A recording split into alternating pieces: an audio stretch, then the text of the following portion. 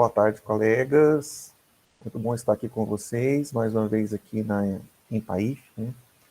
Quinta em Paif. Sou o professor Hector do Instituto Federal de Goiás. Vou fazer uma apresentação agora com o professor Cristiano. Se apresenta aí, Cristiano. Dá um oi pro pessoal. Boa tarde, pessoal. Tudo bom? Professor Cristiano, professor de música do Campus Goiânia, IFG. Gente, nós vamos apresentar para vocês uma comunicação, um texto completo, chama-se titulado Pesquisa em Educação Musical no IFG, articulações entre saberes musicais e pedagógicos com a realidade escolar. Eu e o Cristiano atuamos aqui na licenciatura em música e também no mestrado Prof. Artes. E nós estamos com alguns projetos em andamento, né, de pesquisa e também disciplinas aqui na pós-graduação. E nós contamos com a participação dos alunos da pós-graduação também nessa comunicação, né? Então, vamos falar aqui um pouco sobre algumas questões relacionadas ao desenvolvimento de pesquisas aqui na nossa região. As principais características, nós queremos falar primeiramente, sobre o mestrado Prof. Artes, né? Sobre como que esse mestrado, a criação desse mestrado aqui na região, né, tem impactado a educação musical como um todo, e também a criação de um grupo de pesquisa, né, criação e cadastro de um grupo de pesquisa lá na plataforma de grupo de pesquisa da CAPES. Não foi uma coisa fácil, mas nós conseguimos.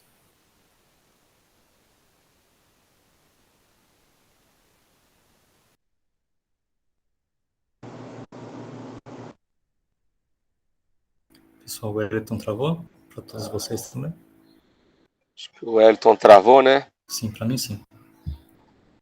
Tá, vou continuar aqui enquanto ele volta. O grupo de... Joia. Wellington, travou aí. Voltou? Voltou, mas perdeu sua fala. Se quiser retomar aí do segundo ponto da segunda página aí. Tá bom, então. Eu vou voltar, então, do começo. Acho que a gente tem tempo. Então, as principais características do mestrado Prof. Artes, né, nós vamos apresentar aqui, ofertado pelo Instituto Federal, sob a administração da UDESC, e a criação do grupo de pesquisa. Também nós vamos falar sobre como que foi esse processo. Vamos fazer uma síntese das pesquisas desenvolvidas atualmente, né, que são várias frentes, e também citar um pouco das perspectivas relacionadas à articulação entre o conhecimento acadêmico e o desenvolvimento do ensino de música no contexto da educação básica. Tá joia? Em referente ao mestrado Prof. Artes, né, esse mestrado é um projeto da UDESC. Eu não sei se vocês sabem, mas tem até uma ideia, né, lá dentro do grupo para a criação do doutorado também. Então, é um projeto já consolidado, esse do mestrado.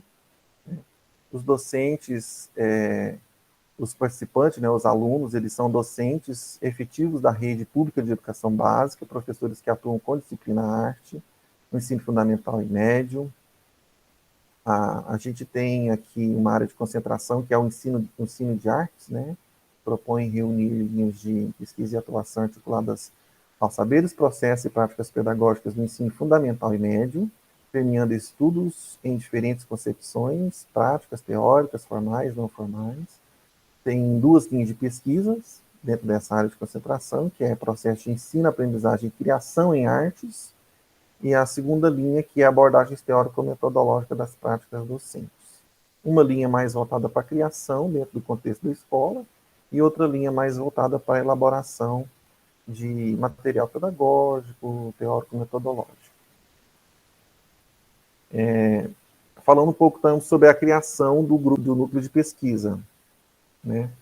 Essa semana, acho que foi ontem mesmo, nós conseguimos a certificação institucional. Nosso processo estava rolando aí desde o começo do ano. Nós temos a participação nesse projeto de pesquisa de professores de música do Instituto Federal, aqui do campus Goiânia, né, nós somos, acho que quase 20 professores só de música, porque nós temos o curso técnico, temos a licenciatura, mas nós temos outros professores de arte, de música também aqui no Instituto, né, aqui no Instituto Federal de Goiás.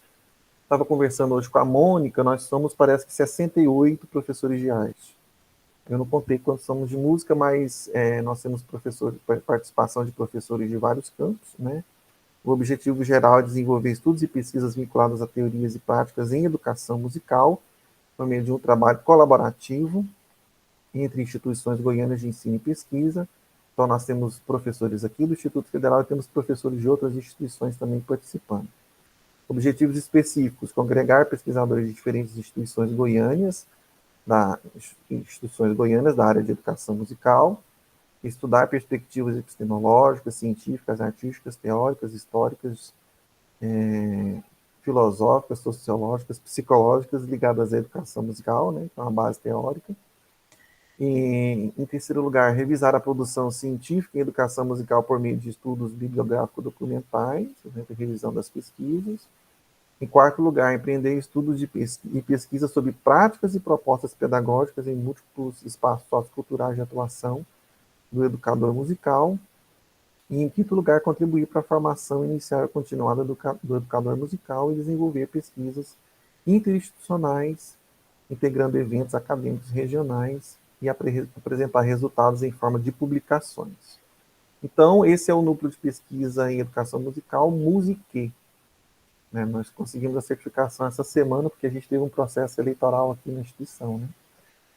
Então, deu uma atrasada, mas a gente está caminhando com esse projeto.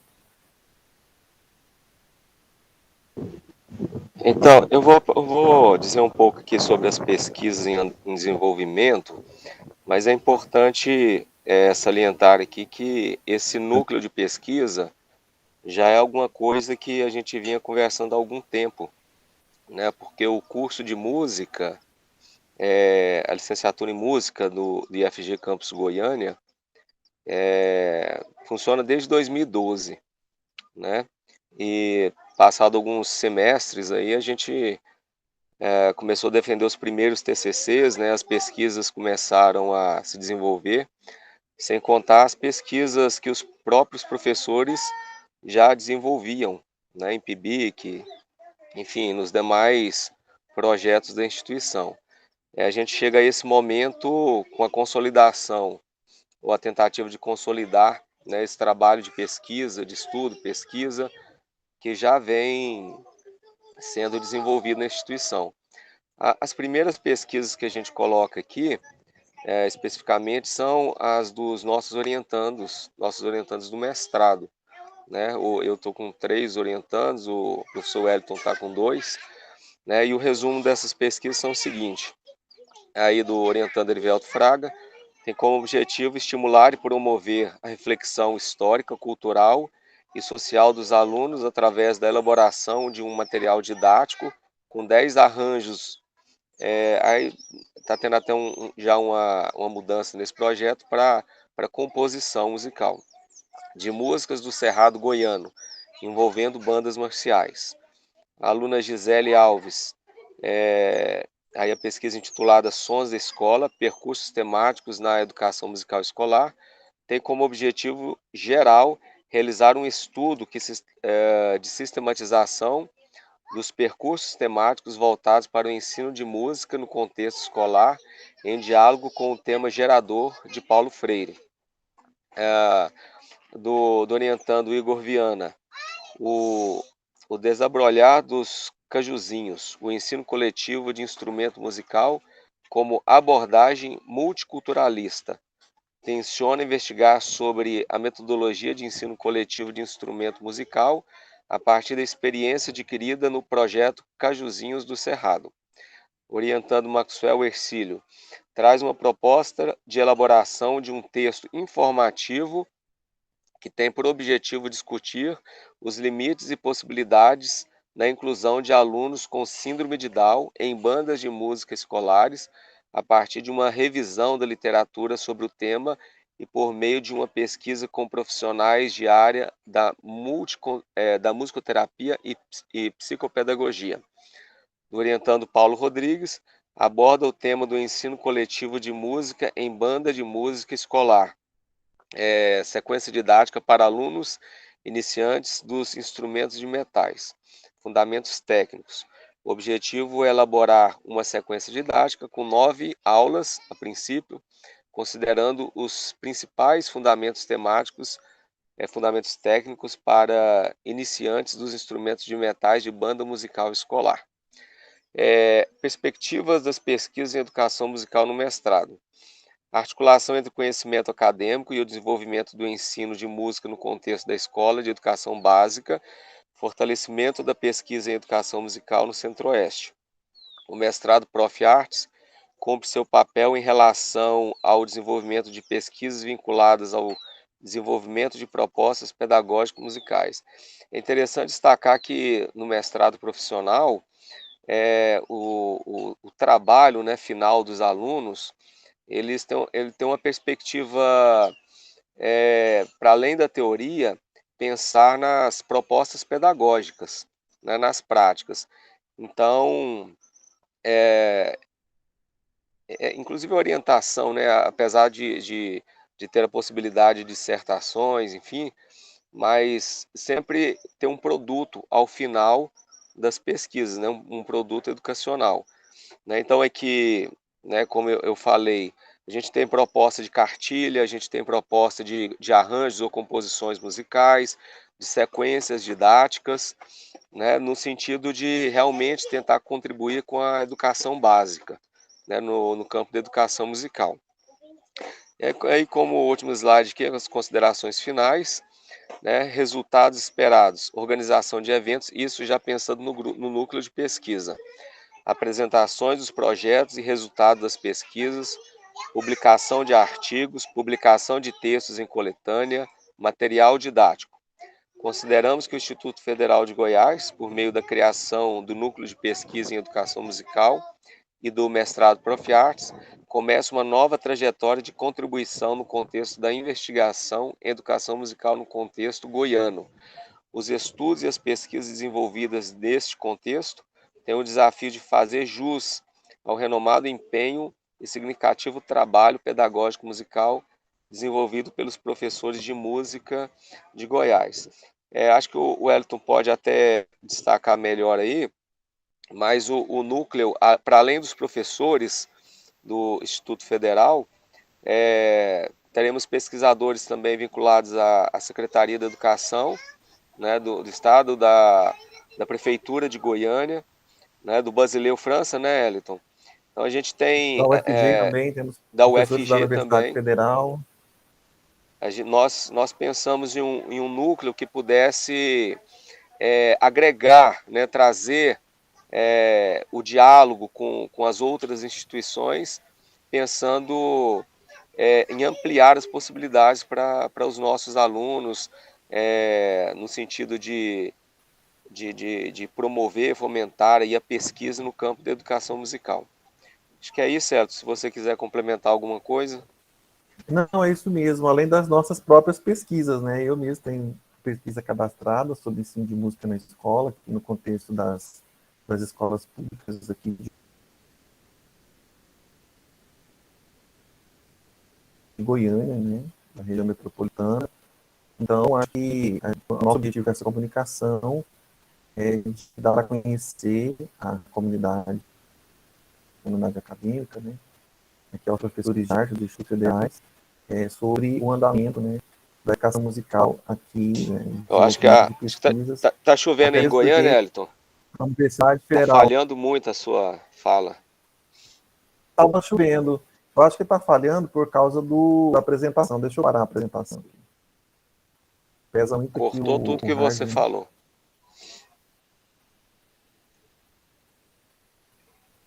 Eu vou colocar só o áudio, gente, então. Está melhor agora?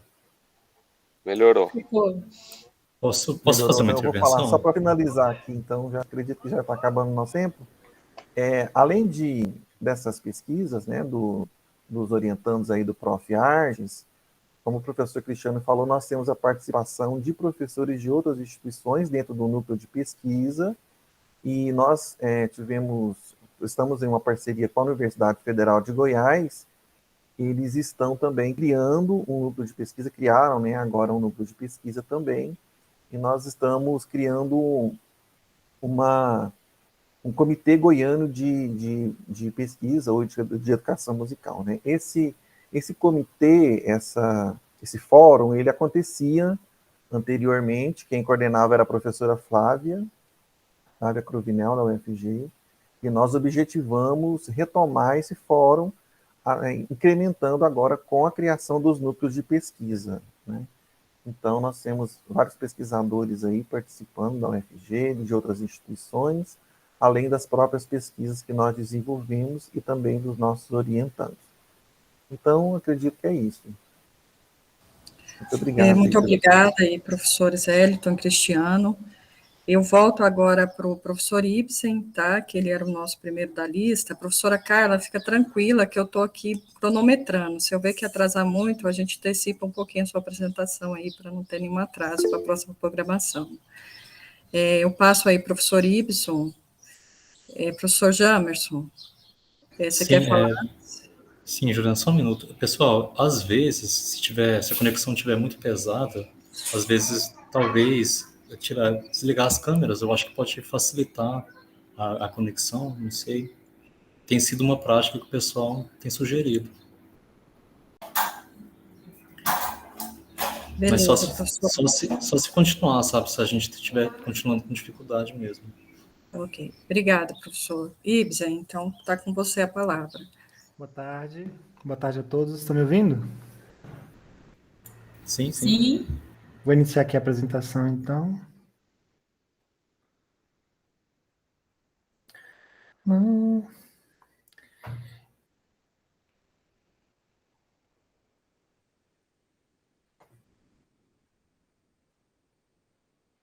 Gente, para mim aparece direto aqui só o slide, mas vocês estão ouvindo, certo?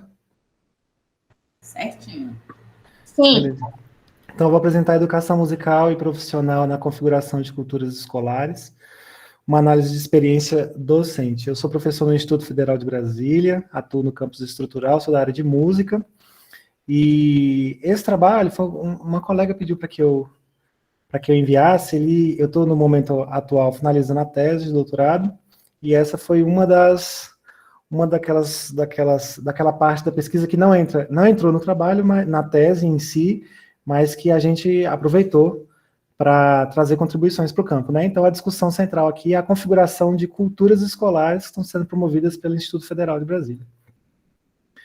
Então, algumas premissas que a gente tem na instituição, né? A verticalização, o arranjo produtivo local, que considera, então, o arranjo produtivo e econômico cultural da cidade, da região, mas também sem perder de vista a questão da organicidade que o sistema tem que ter, não limitando somente ao arranjo regional, mas possibilitando o intercâmbio com a esfera nacional, currículo integrado, que é uma característica nossa, dualidade estrutural, que é um tema que vem sendo discutido na educação profissional de forma mais ampla, né?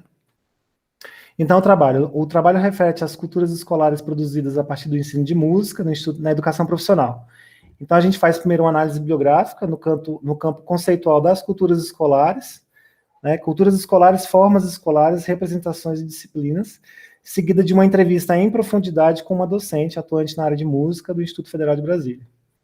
Então, a gente apresenta a organização pedagógica, o modelo de gestão dos institutos, que é esse que nós já conhecemos, né, o ensino médio integrado, a proposta de verticalizar e o arranjo produtivo local, e aí a gente traz, então, essa discussão com a professora da área de música, né? Então, para o Dominique Juliá, cultura escolar é o conjunto de normas que definem conhecimentos a ensinar, condutas a inculcar, um conjunto de práticas que permitem a transmissão desse conhecimento e incorporação desses comportamentos. Normas e práticas coordenadas a finalidades que podem variar segundo as épocas, finalidades religiosas, sociopolíticas ou simplesmente de socialização. Ele vai trazer, então, que a questão da cultura escolar se configura a partir de práticas e normas que ocorrem na instituição, né? A partir daí, o Guy Van Sant vai discutir as formas escolares, né? A pesquisa sobre formas escolares, é o que faz a configuração histórica de uma unidade particular, surgida em determinadas formações sociais, em certa época, e ao mesmo tempo em que outras transformações estão ocorrendo também, né? Através de um procedimento tanto descritivo quanto compreensivo. Ele traz, esse autor, ele traz na referência dele, né, uma discussão que a gente faz muito aqui, que é a questão do saber intelectual e do saber profissional, manual, né?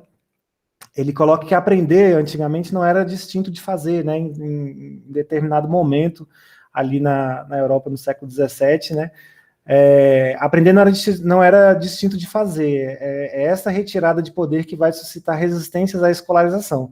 Como toda realização social se realiza no espaço e no tempo, a autonomia da relação pedagógica instaura um lugar específico, distinto dos lugares onde se realizam as atividades sociais. Então, a escola, né, o momento em que a gente separa essa questão de aprender, torna-se diferente de fazer, de aprender pelos ofícios, pelo o artesão, que tem um aprendiz, etc. O Chartier vai trazer o conceito de representações, né? No campo da história cultural, a realidade é construída por meio de esquemas intelectuais compartilhados, não necessariamente isentos de classes sociais, mas particularmente interessados em figuras de representação e suas classificações. Então, as representações do mundo social assim construídas, embora aspirem à universalidade de um diagnóstico fundado na razão, são sempre determinadas pelos interesses do grupo que as forjam. Então, ele vai trazer essa questão das representações a partir dos grupos, né? A concepção de cultura. Aí, bom, a gente vai... Esses são os fundamentos que as categorias que a gente utiliza, então, na pesquisa, né, para discutir inicialmente, antes de conversar com a professora de música, representações, formas escolares e cultura escolar. E aí a gente vai conversar com uma professora da área de música para perceber como que ela tem entendido a cultura escolar que tem sido produzida nos institutos federais. Então, quando questionada a respeito da concepção de cultura, ela coloca que ela gosta muito da concepção de cultura do Laraia, né, do Roque Laraia. Ele traz um conceito antropológico que, de forma resumida, a cultura é o resultado da experiência do ser humano em sociedade. É o que o ser humano produz em sociedade, essa concepção da professora de música, com base no Laraia. A respeito da produção de cultura na instituição, a professora coloca que a tradição dos institutos federais, né, antigas escolas técnicas, Cefet, na formação cultural e artística dos estudantes, de modo geral, independente do curso, é muito grande, né? Até por conta de ser uma instituição centenária. Atualmente, instituto, mas ter esse histórico centenário, não? Então, ela coloca que a tradição é fortíssima, né? Muitos estudantes decidem depois seguirem as carreiras artísticas porque se descobrem artistas nas aulas de arte, dentro dos cursos que, porventura, eles estivessem fazendo, saneamento, edificações, agrimensura, os exemplos que ela traz. Também grandes admiradores, apreciadores de plateia para artes. Se você tem uma tradição forte de produção artística dentro dos institutos federais, das escolas técnicas, é evidente que essa formação em arte acaba por interferir na formação cultural dos estudantes. Eu trago aqui algumas falas da professora, ainda a respeito da produção de cultura na instituição, né? Ela deu alguns exemplos, né, a respeito do ensino de música. Então, ela diz que o ensino de música acontece também fora dos currículos fechados dos cursos, isso a gente é acostumado a ver dentro da área de arte, né? Então, corais, bandas, projetos, contraturno. Então, os estudantes têm a oportunidade de vivenciar a arte nas escolas, muito fortemente no fazer artístico, na apreciação e na contextualização. Então, aqui ela ressalta aquele caráter...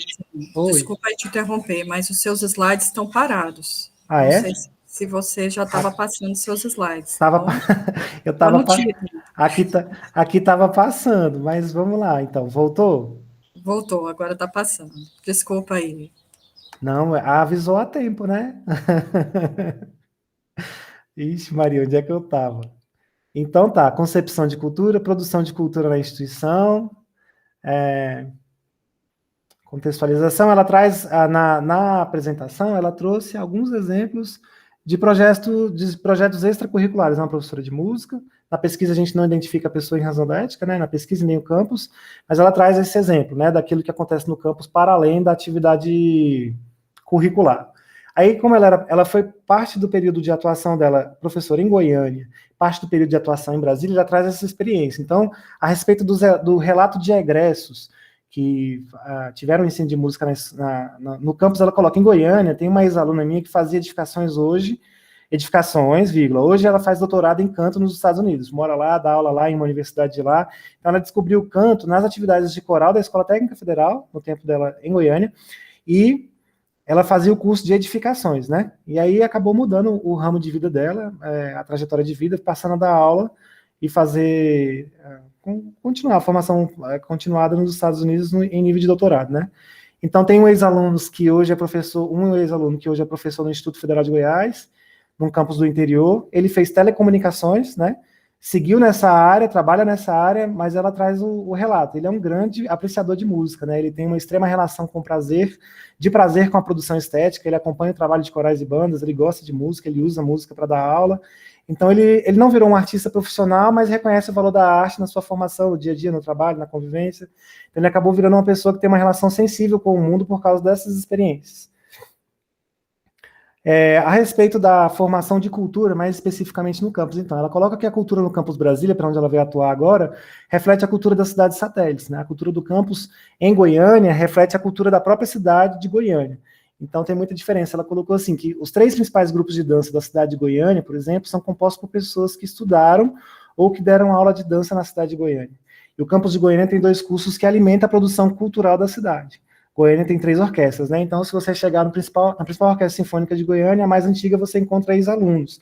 Essa é um dado interessante da pesquisa, porque ela vem trazer a relação que o campus tece com a cidade, né? Como que o campo cria raiz ali, como que começa a alimentar a produção cultural da cidade. E aí, questionada sobre as culturas próprias dos institutos federais, em relação às universidades, por exemplo, ela coloca que os institutos federais têm uma natureza, né, diferente, trabalhando a questão dos vários níveis, não só o médio integrado, mas também o subsequente, a EJA, né, o ProEJA, e a formação técnica, e tendo a formação técnica muito consolidada. Então, coloca a nossa rede como diferente das universidades, com uma diversidade imensa, riquíssima, e que tem suas particularidades, suas necessidades no âmbito acadêmico, como na pesquisa e na produção cultural e artística, né? Então, os resultados, né? As considerações destacaram a contribuição da música na produção de culturas escolares. Então, o Instituto Federal ele vem produzindo, a educação profissional ela vem produzindo culturas escolares dentro do campo da música, seja ela na formação de profissionais, seja ela na formação de plateia e na formação humana, né, integral.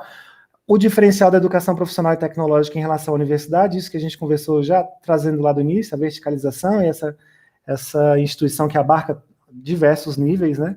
2 níveis de escolarização, aliás, né, mas em diversas modalidades, e a importância de tecer relações com o arranjo cultural e profissional da cidade. Aí estão as referências, Chartier, Chervet, Dominique Julliard e Vincent. Não sei se deu para ver aqui agora. Vocês estão me ouvindo, gente? Sim. Eu falei bem rapidinho, para ver se não... Não, sobrou um pouquinho de tempo para te dar os parabéns. Obrigado. Parabéns pelo seu aniversário. Valeu. Estamos aqui, né? Aniversário. Muito bom. Parabéns. Vamos embora, valeu. Elton comentou no chat aí que foi ex-aluno da Escola Técnica Federal. A Carla falou que é ex-aluno da Escola Técnica de Pelotas. Vou passar, então, para a professora Tainá e Viviane, agora para apresentar o trabalho. Tá? Muito obrigada, Ibsen. Valeu.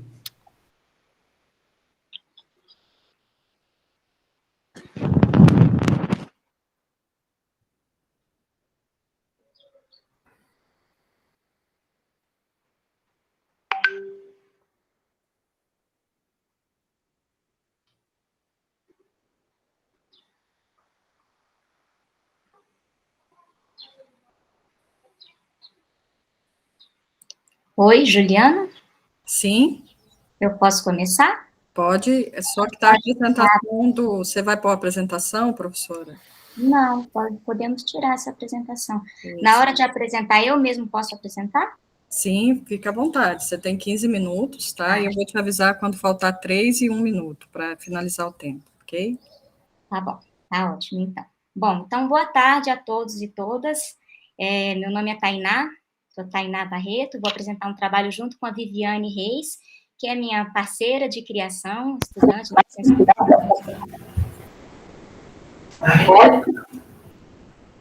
E licenciatura.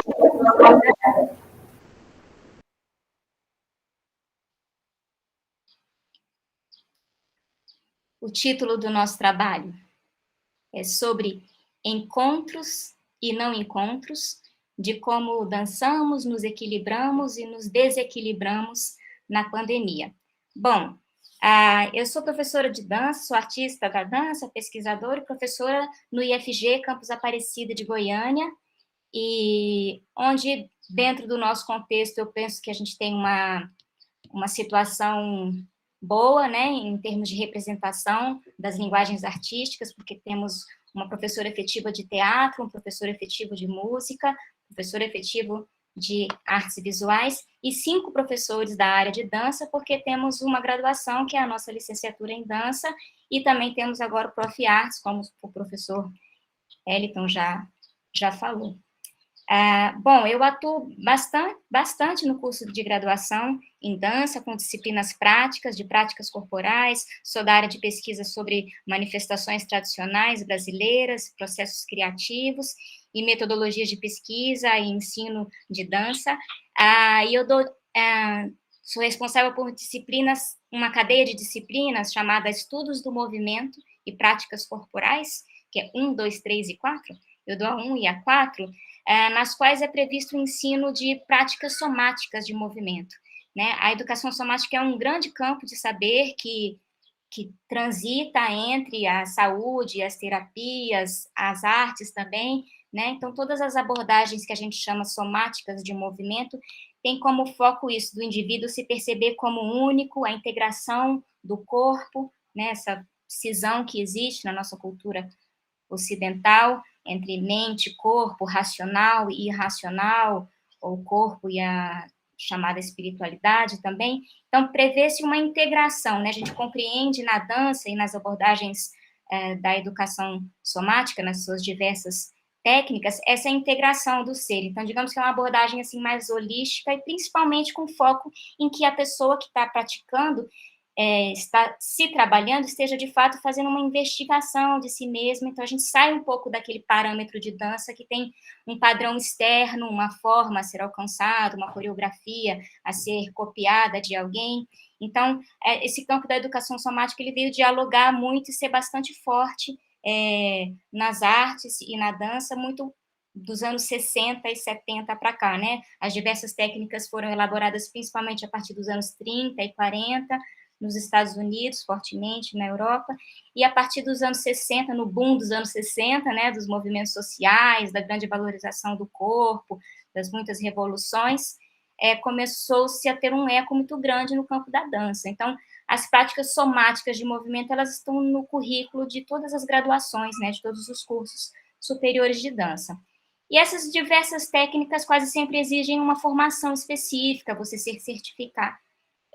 Se possível, puderem abrir as câmeras, quando eu não estou apresentando nada, seria bacana para a gente poder se ver um pouco mais, eu agradeceria.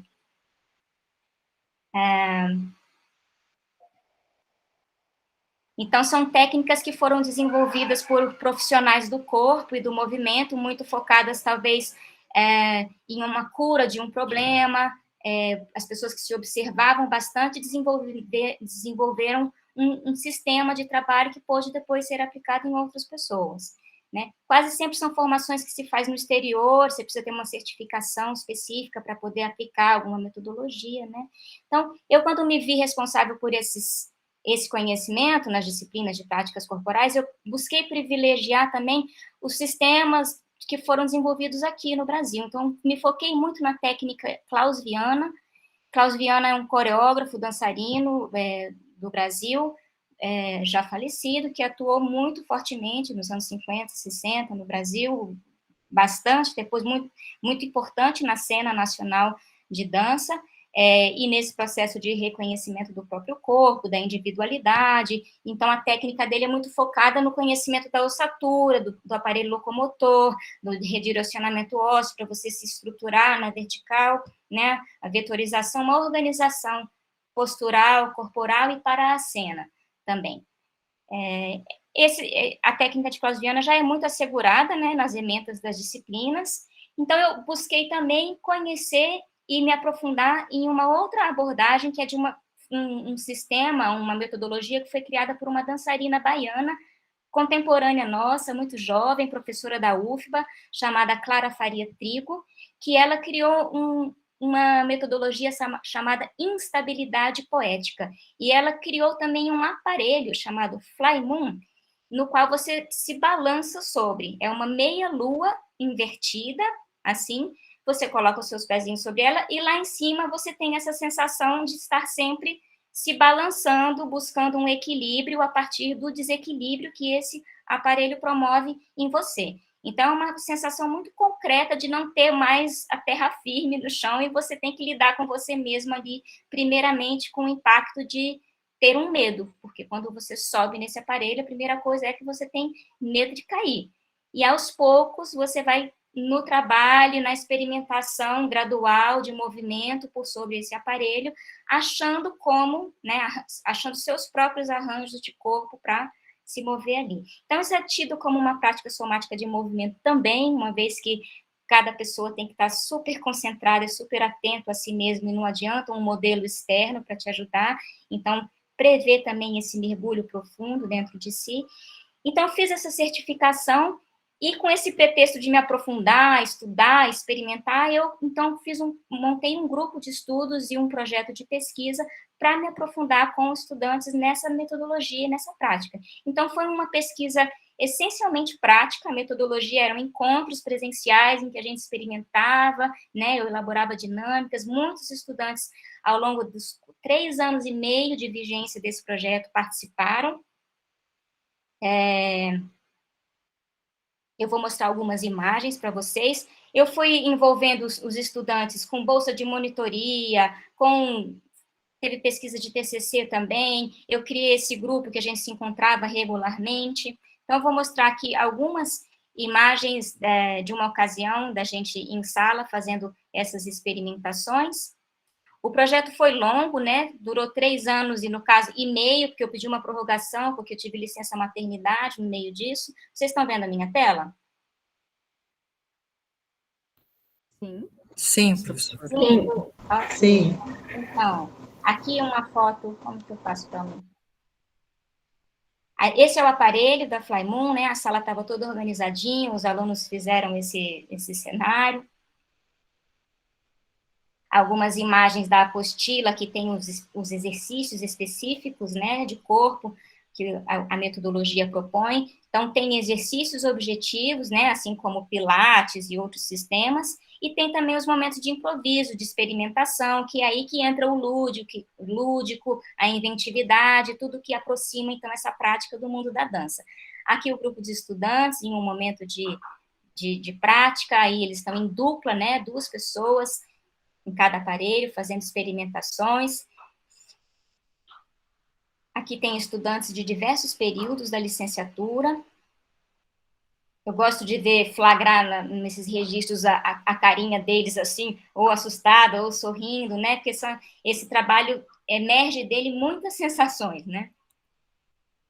Aqui tem um estudante fora da Fly Moon, dando toques e estímulos para que aquele que está em cima da Fly Moon se movimente, aí o desequilíbrio vem e a pessoa tenta se reconfigurar.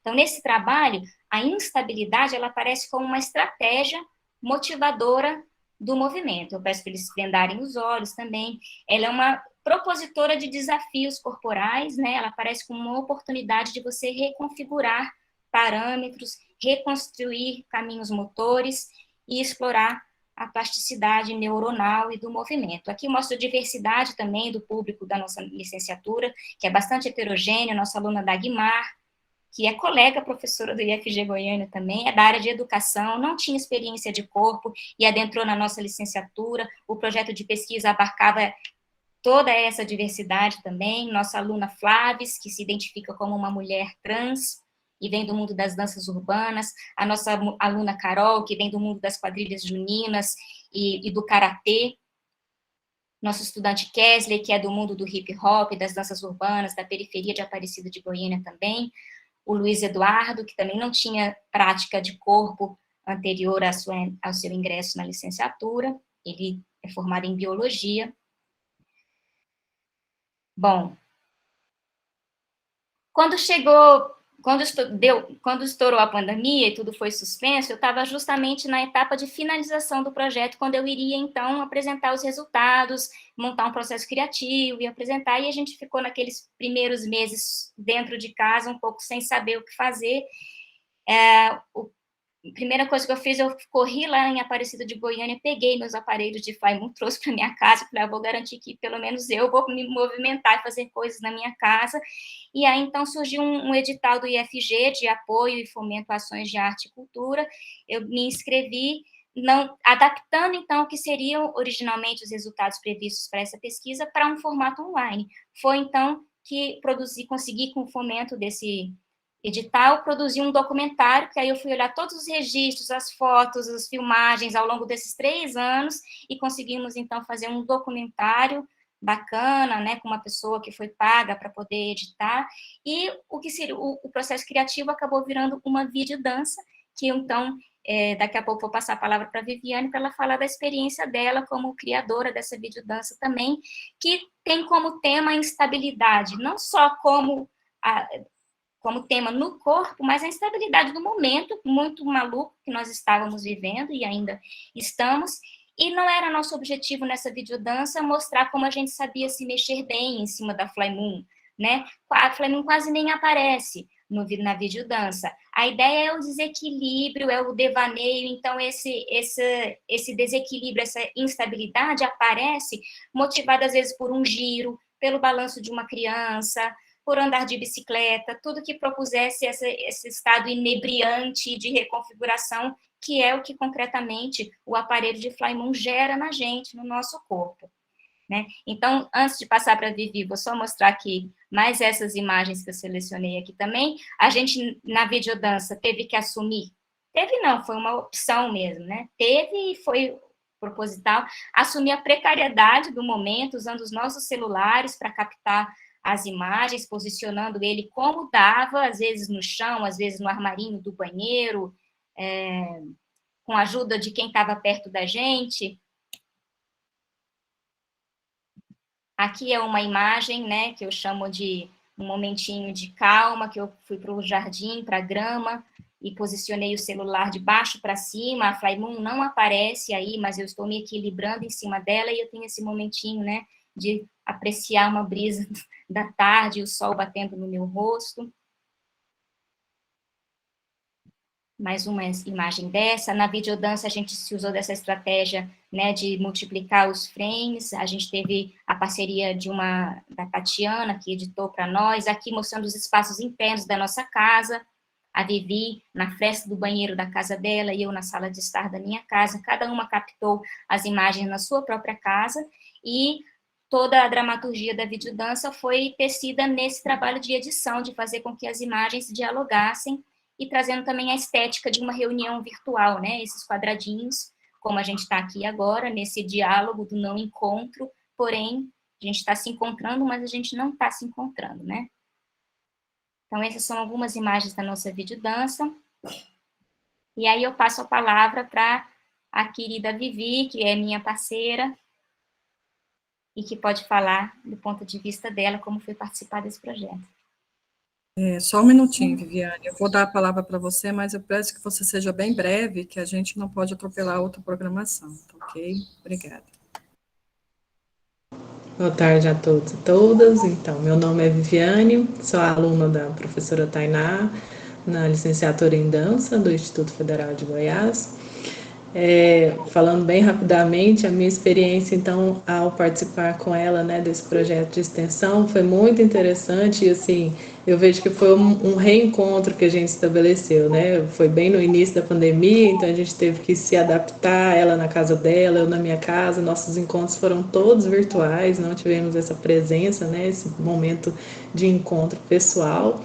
E então a gente, de forma literal, trabalhou essa instabilidade, né? Tanto com o aparelho de Flymoon, que é esse que ela mostrou, que tem um formato de meia-lua, que trabalha o tempo todo a instabilidade, e a gente busca buscamos a nossa estabilidade dentro desse momento pandêmico. Então, para mim foi muito interessante, foi super desafiador, e me deu um gás, né? Porque nossas aulas estavam acontecendo na faculdade, de repente foi interrompida pela pandemia e ficamos assim, e agora, né? Totalmente instáveis. Vamos continuar? Quando vamos? Se vamos ou não?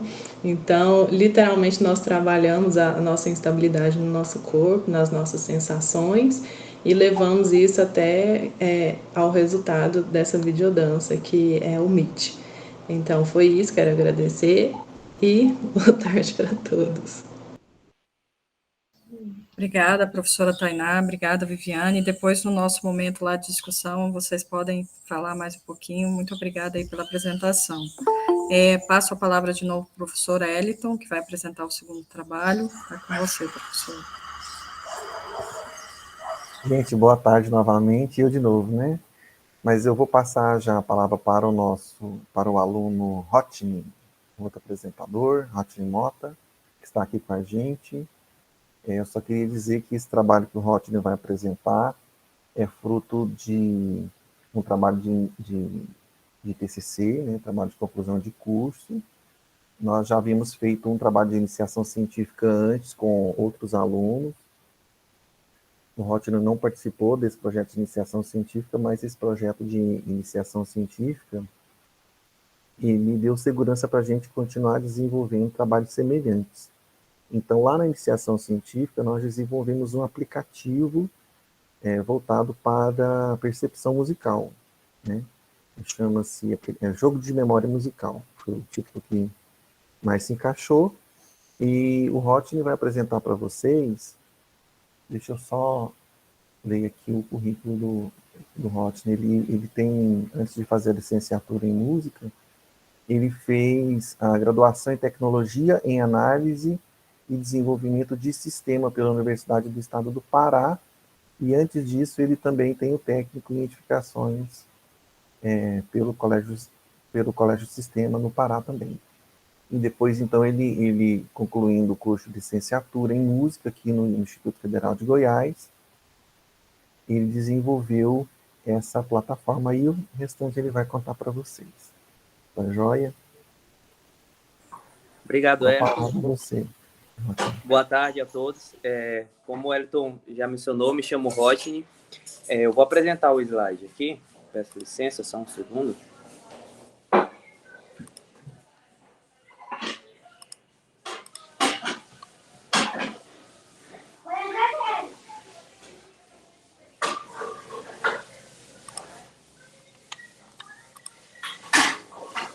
Vocês conseguem enxergar o slide?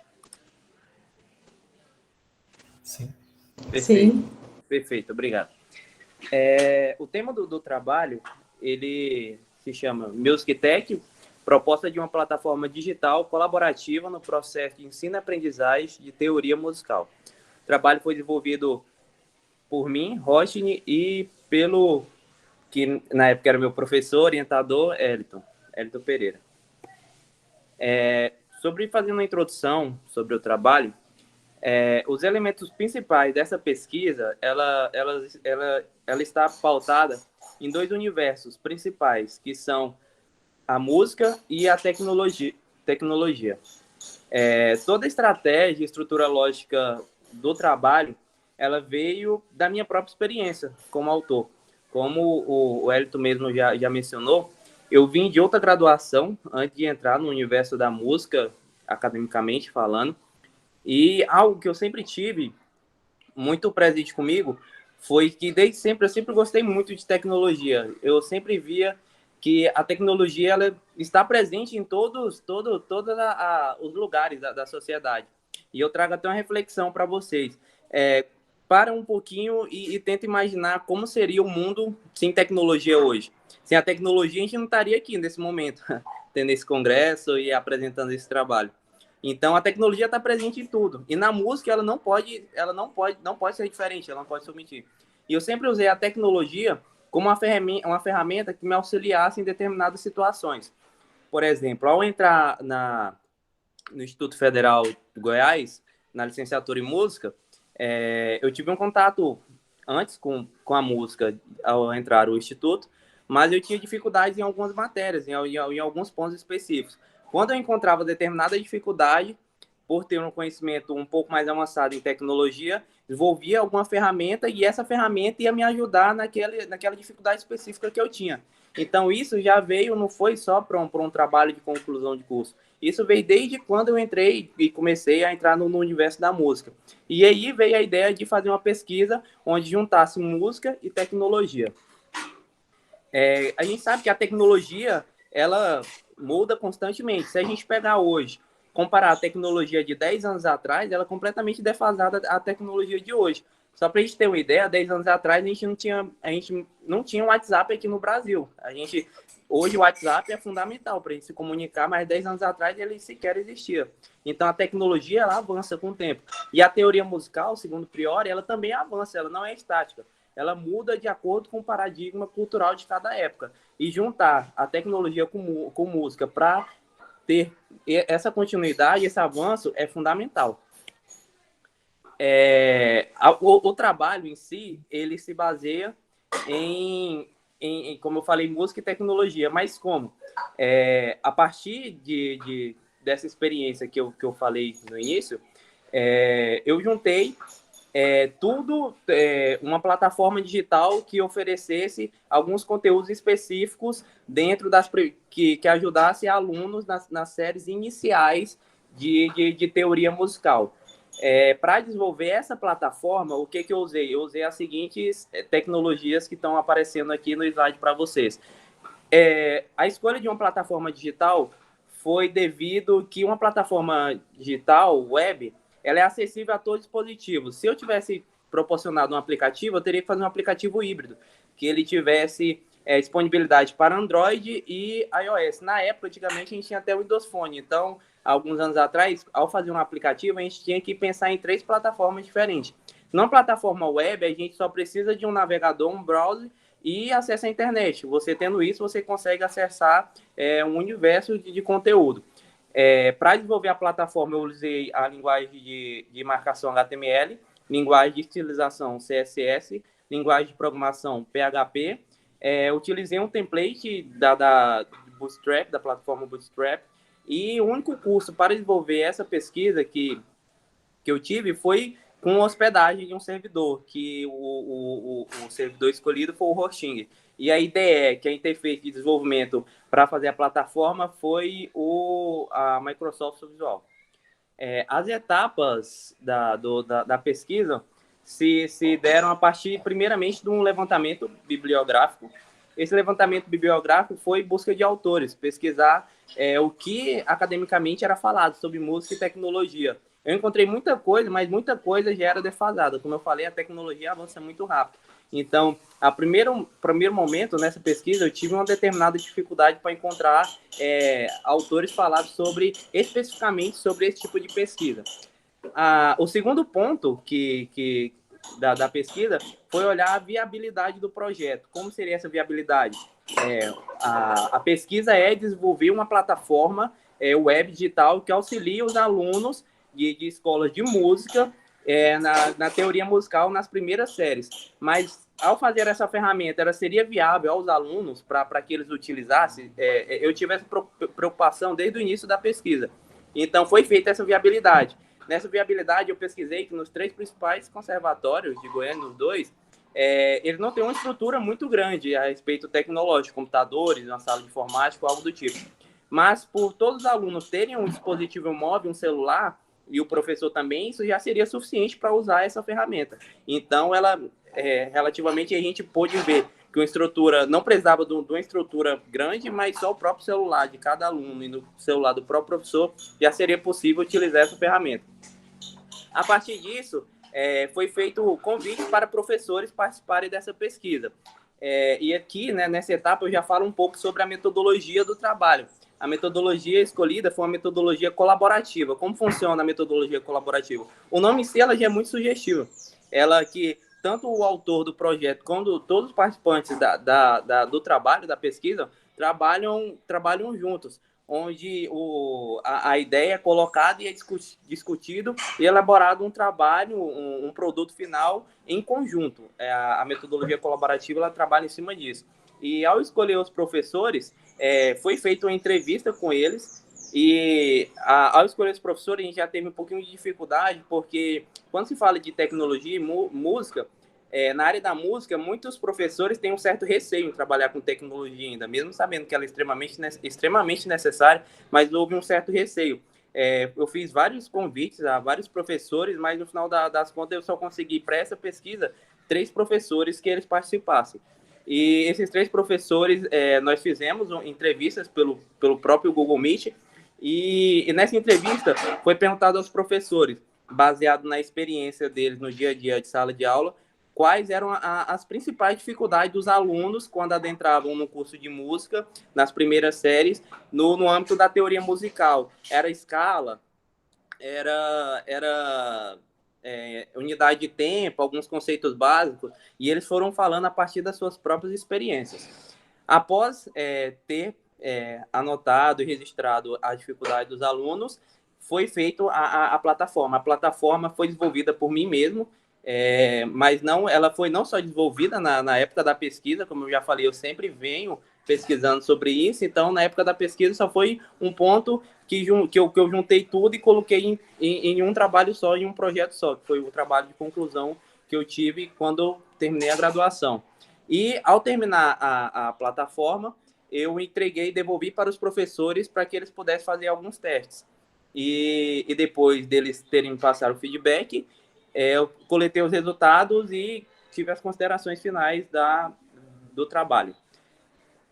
Eu não sei quanto tempo ainda tenho, mas eu quero demonstrar para vocês rapidinho aqui um pouco da plataforma. Eu não sei se vocês estão conseguindo ver nitidamente o QR Code na tela. Se vocês quiserem printar para acessar ela depois, fiquem à vontade. Ou então acessar o link que está embaixo, hotne, que é meu nome, .xyz/TCC. Eu vou demonstrar um pouco aqui como ela funciona. Como eu coloquei aqui eu tenho na parte da URL o link, acesso, e essa que vocês estão vendo na tela, a imagem que vocês estão vendo na tela, o site, é a página principal da ferramenta. Aqui a gente dividiu em quatro grupos: introdução, escalas, intervalos e série harmônica. A gente, pelo celular, ela vai ficar um pouquinho diferente. Ela vai ficar mais ou menos nesse formato aqui. Aí, para acessar a parte de ferramentas, você pode vir aqui, nesses 3 pontinhos em cima, onde está o mouse, e tem conteúdos e ferramentas. Voltando para a página do computador. Ok. Voltando aqui para a exibição do computador, na parte de conteúdos, a gente tem conceitos iniciais, pentagrama, proporção, sinais de repetição, outras definições. Os conceitos iniciais, a gente tem a parte de acessar, e aqui tem o que é música, metodologia, harmonia, som, altura, duração, e isso vai se repetir ao decorrer da introdução. Na parte de escalas, a gente tem uma... Perfeito, coloco sim. Na parte de escalas, a gente tem uma definição, um repositório de escalas, que isso é muito interessante. Essa parte aqui é uma das partes que, quando eu estava estudando escala no Instituto Federal, eu queria que eu encontrasse algum aplicativo. Eu pesquisei na internet e não encontrei. Por exemplo, eu quero a escala o mixolídio de ré sustenido. Tipo assim, eu não consegui achar nenhum aplicativo que me desse isso. Eu falei, se eu não encontrei, vou fazer o meu. E aqui, demonstrar para vocês, eu posso escolher qualquer nota, sol, um acidente natural, sustenido bemol, sol bemol, e aqui qualquer escala dessas que estão disponíveis aqui. Eu vou colocar uma menor melódica, uma espanhola, uma baquiana. Então a escala de sol bemol baquiana é essa daqui. Como foi um trabalho de conclusão de curso, e já está no próprio título do trabalho, é uma proposta. O calendário com o Covid, o calendário de todas as instituições de ensino, eles sofreram muito, se modificaram muito. E houve um pequeno desencontro das escolas de música em Goiânia com o do Instituto Federal. Então, não tive tempo de desenvolver uma plataforma que os alunos pudessem participar e ter uma participação de alunos. Por isso ficou só o nome dos professores. E, futuramente, eu pretendo implementar ela visivelmente com uma partitura e os sons. Mas isso vou demorar um pouquinho, porque eu preciso alimentar um pouco o banco, e isso vai ser um projeto para continuidade do trabalho. Ótimo, a gente tem só mais um minuto. Perfeito. E aqui eu vou deixar o link para vocês fiquem à vontade para entrarem, acessarem e verem. Tem uma parte de série harmônica muito interessante também, certo? E vocês fiquem à vontade. E continuando a apresentação sobre a conclusão, o objetivo do trabalho desde o início foi desenvolver uma ferramenta que auxiliasse os alunos num processo de ensino e aprendizagem de teoria musical nas primeiras séries. Com essa plataforma, segundo os professores, esse objetivo foi concluído. A ferramenta desenvolvida apresentou significativo potencial pedagógico de acordo com os avaliadores da pesquisa, mas a gente percebeu ao decorrer da pesquisa que a própria elaboração de conteúdo para a ferramenta já daria uma própria pesquisa específica, porque no Brasil a gente tem uma certa dificuldade para encontrar conteúdo na área de teoria musical. Então, elaborar um próprio conteúdo específico para a teoria musical já daria uma própria pesquisa. Esse foi um dos pontos a ser ajustado ao decorrer do trabalho. E também é importante ressaltar que isso é só o início de um trabalho. O trabalho ele não terminou por eu ter concluído a graduação, ele só está apenas começando. E eu agradeço a oportunidade de estar aqui com vocês, Eliton, e eu fico aberto a sugestões. Aqui está o meu e-mail, meu telefone. Caso alguém se interesse pelo nicho de pesquisa, eu estou disposto a estar junto, a pesquisar nessa área. E eu agradeço a oportunidade. E é isso aí. Muito obrigado, Rodney. Muito obrigado, Eliton. Eu passo a palavra agora, eu não identifiquei, mas pode ser que tenha outra pessoa para apresentar o trabalho da Thaís e da Edivânia, se tem alguém para apresentar esse trabalho. Não identifiquei a presença de nenhuma das duas. Alguém ficou responsável por esse trabalho? É o trabalho Pesquisa em Educação Musical, Trabalho dos Músicos em Limoeiro do Norte, Ceará.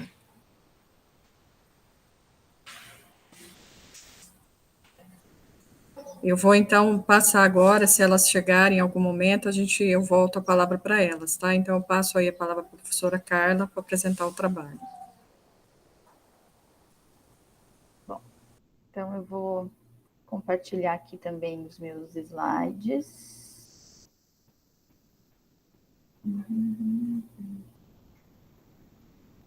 E vocês estão conseguindo ver na tela inteira? Sim? Sim. Sim. Tá. Bom, então, colegas, eu vou apresentar para vocês um panorama final da minha pesquisa de doutorado. Estou entregando a tese semana que vem, estou com a defesa marcada para dezembro, e a minha pesquisa, ela já está completando quase 5 anos e meio que eu entrei para o doutorado. Precisei fazer alguns afastamentos durante o período de doutoramento, em função de doença, em função também que eu tive um filho, e também a pandemia, eu precisei, em função da pandemia, eu precisei de um pouco mais de tempo. Mas estou encerrando agora. Então, eu vou mostrar para vocês os resultados, assim, um resumo dos resultados, né, nada aprofundado também, porque a gente tem pouco tempo.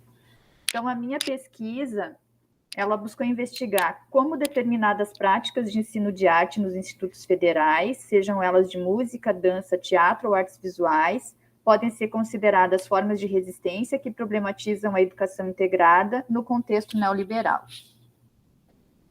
O referencial teórico que eu uso, ele é um referencial teórico baseado em Michel Foucault, especialmente no conceito de resistência, na maneira como Foucault operou com o conceito de resistência em todas as fases da pesquisa dele.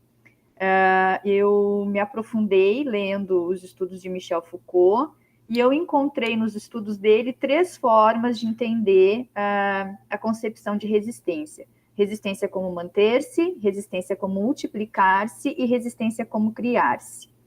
E essas 3 formas que eu encontrei em Foucault de tratar a resistência, eu estou articulando com as materialidades da pesquisa, com todos os dados, a partir de uma metodologia que agora eu vou explicar, e eu forjei, então, algumas estratégias de resistência possíveis para o ensino de arte nos institutos federais nesse contexto. Junto aos estudos do Foucault, eu também estou trabalhando com autores da base teórica do materialismo histórico dialético, para pensar as questões da educação profissional nesse contexto neoliberal. Então, eu tento fazer uma costura entre duas matrizes teóricas bem diferentes, mas não tinha como, ao longo da investigação, eu cheguei à conclusão que eu não tinha como não trabalhar com conceitos importantes relacionados à educação profissional, às relações entre educação e trabalho também na tese. Então, eu trago esses autores da matriz teórica do materialismo histórico dialético também. Eu trabalho com 4 dispositivos metodológicos na pesquisa. Um dos dispositivos é a pesquisa de campo, onde eu trabalho com entrevistas de colegas docentes. Eu fiz visitas em campos de IFES em 2019 e no começo de 2020, antes do começo da pandemia, e entrevistei colegas docentes e fiz muitas imagens. As imagens que vocês estão vendo nessa apresentação, elas são algumas das imagens que eu fiz na minha pesquisa. E eu trabalhei com entrevistas, então, tentando entender a forma como o ensino de arte, nas diversas linguagens artísticas, se constituiu nessas instituições. Eu trabalhei também no mapeamento de docentes e cursos da área da arte nos IFES do Brasil inteiro, e eu criei um banco de dados relativos à presença de docentes e cursos da área da arte na educação profissional. Eu criei um site com esses dados que eu vou disponibilizar para consulta a partir do dia da defesa da tese. Eu trabalho também com uma coleção de memórias, que são textos que eu venho escrevendo ao longo dos anos sobre as minhas experiências enquanto aluna do ensino de arte e como professora de artes visuais na rede federal. Eu esqueci de falar no começo, eu sou professora de artes visuais e eu trabalho no IFSU, campus Sapucaia do Sul, aqui no Rio Grande do Sul, bem perto de Porto Alegre. E eu fui aluna no ensino médio na rede federal em Pelotas, na Escola Técnica Federal de Pelotas. Eu fiz ensino médio integrado na década de 90, e a Escola Técnica foi o lugar onde eu me apaixonei por arte, e a partir dali eu decidi que eu escolheria as artes visuais para a minha formação, né? Então, comentando também o trabalho do colega que apresentou antes, né, que fala sobre essa questão da cultura, né, escolar. E eu trabalho também com uma série de experimentações artísticas pessoais que eu criei, que eu crio ao longo dos anos.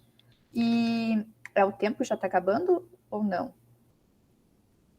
Eu não estou vendo não, vocês. Professora. Não, é que eu não estou vendo, então tá bom. Então, eu trabalho com essas experimentações artísticas, a partir das quais eu desenvolvi uma poética pessoal, e isso fez eu mudar a minha concepção de arte ao longo da pesquisa, do que eu veria como arte na rede federal ao longo da pesquisa. E a metodologia que eu utilizo é a metodologia da bricolagem, né, que é baseada nas metodologias baseadas na arte, e tem relação com o tipo de pesquisa que o meu grupo de pesquisa aqui na URGS desenvolve. O meu doutorado é na URGS, né, eu faço parte do grupo de pesquisa Arteversa. Então, eu observo esses dados e busco conexões entre todos esses dados que eu fui aí inventariando ao longo desses 5 anos de pesquisa.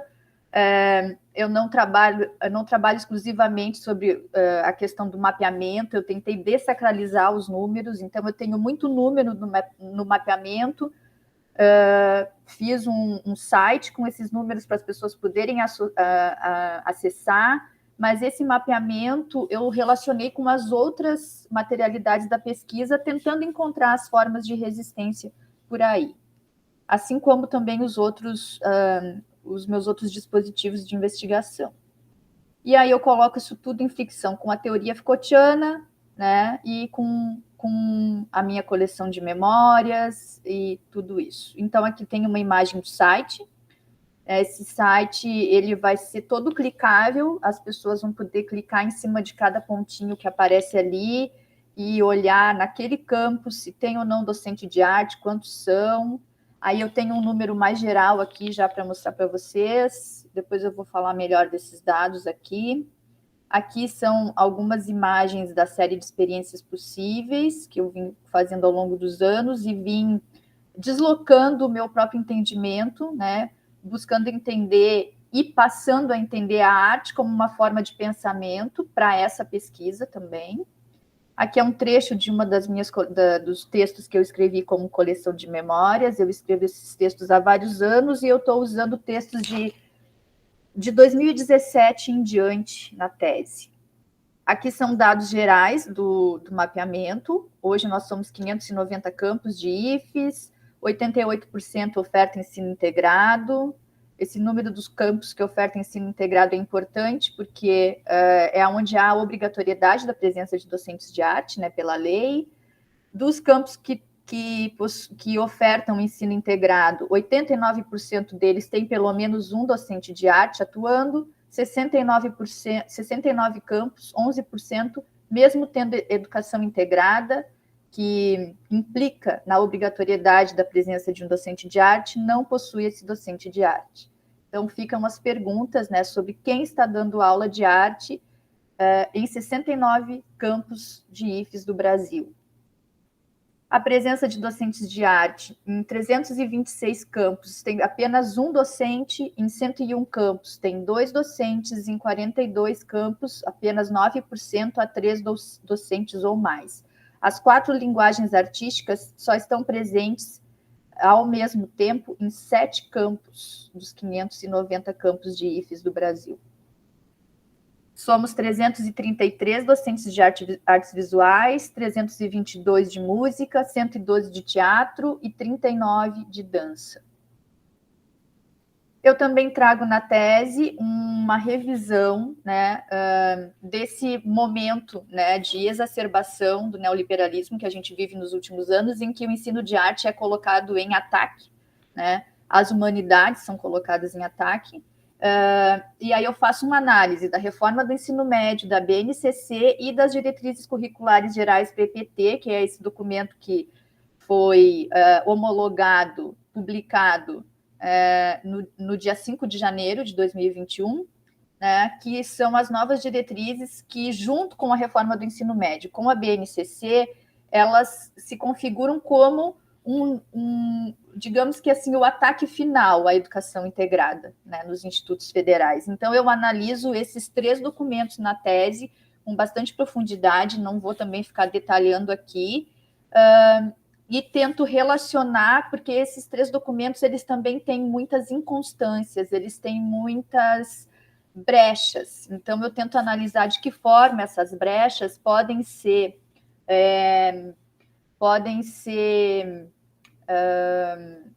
alcançadas, né, como formas de resistência, porque são documentos que, de certa forma, apresentam uma certa esquizofrenia conceitual, digamos assim, como eu entendo. E aí, das resistências possíveis, hoje eu já posso dizer, encerrando a tese, porque eu também comparei os dados dos IFES com os dados do Censo Nacional da Educação Básica, que apresentam o número de alunos atendidos por docentes com formação específica no Brasil inteiro. Nós somos a maior e mais qualificada rede de ensino de arte do Brasil, nos institutos federais. Mais de 60% de nós tem pelo menos mestrado, isso é um outro dado que a tese traz. E se compararmos, por exemplo, com a rede estadual, de forma geral, as redes estaduais, no ensino médio, o ensino de arte é ofertado para alunos com professor, com formação adequada, apenas em 52% das escolas, 52% das turmas. Nos IFES, se a gente considerar os dados da presença de docentes de arte com licenciatura, 87% das turmas de ensino médio do Brasil têm acesso a um ensino de arte com um docente que tem formação adequada.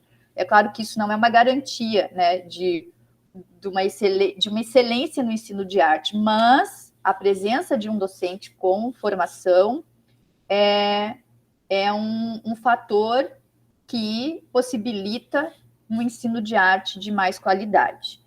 E nesse contexto neoliberal que a gente está vivendo, a gente está extremamente fragilizado, mas também é possível a gente lançar mão de estratégias políticas de resistência. Então, eu elenco na tese, na terceira parte da tese, a resistência institucional, a resistência pela educação integrada, a resistência pela organização política docente, a resistência como ocupação dos espaços, tanto espaço físico quanto os espaços de gestão, e resistência e subjetivação. E aí eu detalho isso mais na tese. E, por fim, eu concluo a tese com a percepção de que nos institutos federais a arte ainda é vista, de forma geral, é claro, como uma não conformidade com os institutos, à educação profissional. É como se a gente estivesse sempre num lugar sem lugar na educação profissional. E o que eu concluo na tese é que, de fato, nós, docentes de arte, a área de arte, a arte ela é uma não conformidade com o mundo, né? Então, a gente não precisa mais estranhar estar nesse espaço de não conformidade, mas aproveitar dessa nossa não conformidade, né, desse nosso estar ali como se não fosse para estar, que é o que eu pude ver também em muitos campos que eu estive, conversando com as pessoas e participando de eventos e de tudo mais, que às vezes a arte ela está ali, mas parece que não era para estar. Então, a arte tem que... A área da arte pode aproveitar esse espaço de não conformidade e encontrar por aí o seu viés de resistência, porque, de certa forma, a arte é não estar conforme. Não estar conforme com a forma como as coisas estão, com a forma como o mundo vem se apresentando ultimamente. Então, aqui tenho as referências mais importantes: Michel Foucault, Gaudêncio Frigoto, Maria Savata, Marise Ramos, a Grada Quilomba, que também me ajudou a mobilizar algumas coisas na tese, especialmente quanto à minha forma de escrever. A minha tese ela conta muito de mim, ao mesmo tempo que fala sobre ensino de arte nos IFES. Eu estou completamente implicada com essa pesquisa, porque ela traz um pouco da minha história e traz um pouco das transformações pelas quais eu passei ao longo desses 5 anos também. E a Grada Quilomba diz que não há como a gente escrever sem dizer quem a gente é. Então, nesse sentido, eu também trouxe a Grada como uma das referências mais importantes. O Christian Laval, que me ajudou a entender muito sobre o contexto neoliberal, e também uma entrevista de uma artista aqui do Rio Grande do Sul, Maria Helena Bernardes, que foi feita pelo Eduardo Veras, que é um crítico de arte daqui, que também me ajudou a entender as questões relativas à forma como eu percebo, vivo, sinto e me faço também artista. Então é isso, agradeço e fico à disposição de vocês. Oi, professora Carla, muito obrigada. Eu detectei a presença da Thaís e da Edvânia, é um último trabalho dessa sessão, e eu passo a palavra para elas, tá? Daqui a pouco a gente vai abrir esse assunto, já faço convite para vocês da mesa redonda logo após, hoje às 19h30, o futuro da arte nos IFES, né? Então, depois eu colo aqui o link para vocês. Daqui a pouco a gente abre as discussões, tá, gente? Vamos ouvir aí o trabalho da Edvânia e da Thaís. Está com vocês a palavra. Gente, são 15 minutos, tá? Quando faltar 3, eu aviso vocês.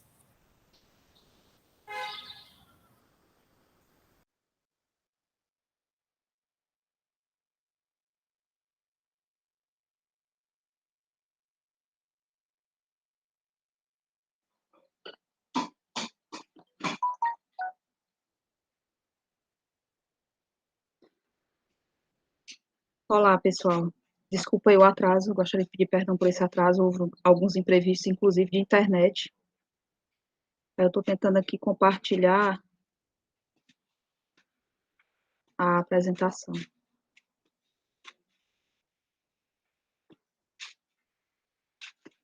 Vocês estão conseguindo ver? Sim, já abriu. Pronto. Eu não sei como é que faz para compartilhar só a janela em si, né? Mas... É um módulo de apresentação, Lua, do lado do botão amarelo. Ah. Aqui?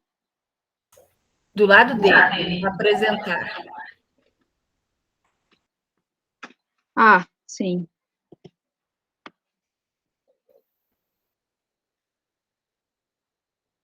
Pronto. Aí o nosso trabalho é esse aqui, o olhar de uma bolsista PIBIC sobre o desafio de fazer a pesquisa em época de pandemia.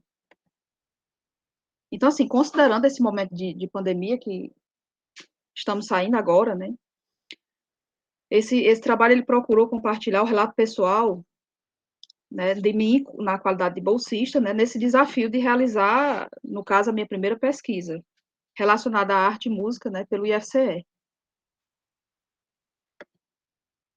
No caso, a minha orientadora foi a professora Thaís Cristina, e nessa apresentação em si, né, ela é a autora, eu sou a coautora. Então, assim, essa pesquisa ela foi feita com os músicos da cidade de Limoeiro do Norte, né, nesse estudo de caso, no intuito de investigar a condição de trabalho e a renda dos músicos aqui na cidade de Limoeiro do Norte, bem como quais ferramentas e alternativas que os mesmos estariam usando para contornar essa situação de pandemia. Porque, considerando, né, a classe deles, das artes, eles foram os primeiros a parar. Então, assim,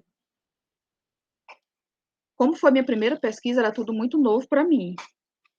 E tratava-se de um assunto que era muito recorrente, né? Essa questão da pandemia, a questão né, de mortandades, e os casos, e os estudos, e toda essa questão do isolamento, né, dessa quarentena, a dificuldade financeira que se instalou para todos nós. Então, assim, o que eu pude verificar é que eles enfrentaram muita dificuldade, né? E principalmente os que não eram tão conhecidos assim, os músicos eles foram severamente prejudicados, pois eles tiveram que interromper as suas atividades presenciais, o que atingiu muito o setor financeiro, e eles usaram como ferramenta os recursos digitais, né, que é o YouTube, o Facebook, o WhatsApp, mas mesmo assim causou grande impacto, né, por conta dessa redução de apresentação, né. Foram feitas lives online, e inclusive essas lives foram resultado de arrecadações não só para eles, mas de muitas famílias necessitadas. Então, assim, estar nesse campo, né, de certa forma em contato, entre aspas, né, porque foi tudo feito por internet, né, a gente fez a coleta de dados via Google Forms. Estar, assim, nesse meio, né, nesse tipo de pesquisa foi, assim, muito importante, eu aprendi muito com isso, pesquisei, né, li artigos e tudo mais, e estava atenta ao tempo inteiro o que estava acontecendo, né, e ouvir esses relatos, né, de diversos músicos, contando as suas dores, né, financeiras, as suas dificuldades profissionais. Muitos entraram em depressão, muitos se sentiram muito desanimados, outros tiveram que realmente tomar um outro rumo, outra carreira, digamos assim, outros bicos, outros trabalhos. E aí, assim, eles foram até vítima de preconceito, né, porque diz que músico não trabalha, né. E aí muitos diziam até que sofriam esse preconceito pelo seguinte, de que não trabalhavam e agora que não ia trabalhar. Sendo que, além do trabalho que eles estavam tentando desenvolver na internet, de apresentações online, eles tinham que recorrer a outros recursos, né. Então, assim, foram diversos relatos que mexeu até muito comigo, assim, porque além de eu estar vivendo essa situação também, né, o país todo vivendo isso, eu estava em campo ali, pesquisando junto a eles o que poderia ser feito. Então, assim, o intuito dessa pesquisa foi ver o que é que pode ser feito em relação a eles, que tipo de políticas públicas podia ser feito para amenizar essa situação. E, assim, foi de suma importância, foi muito importante para mim,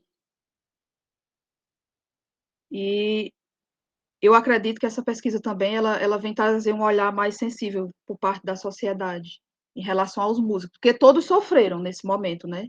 Todos passaram por grandes impactos emocionais, né? Mas os músicos em si também sofreram bastante por conta de ter que parar com as suas atividades primeiro do que todo mundo e ir voltando depois de todo mundo, né? Porque, por ser na área do entretenimento, é considerado uma área, assim, digamos que não tão necessária, né? Digamos assim. Então, eles foram os primeiros a parar e os últimos a voltar.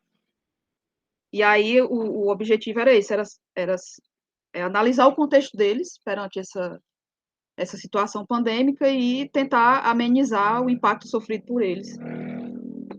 E aí eu peço que, se a professora Thais quiser falar.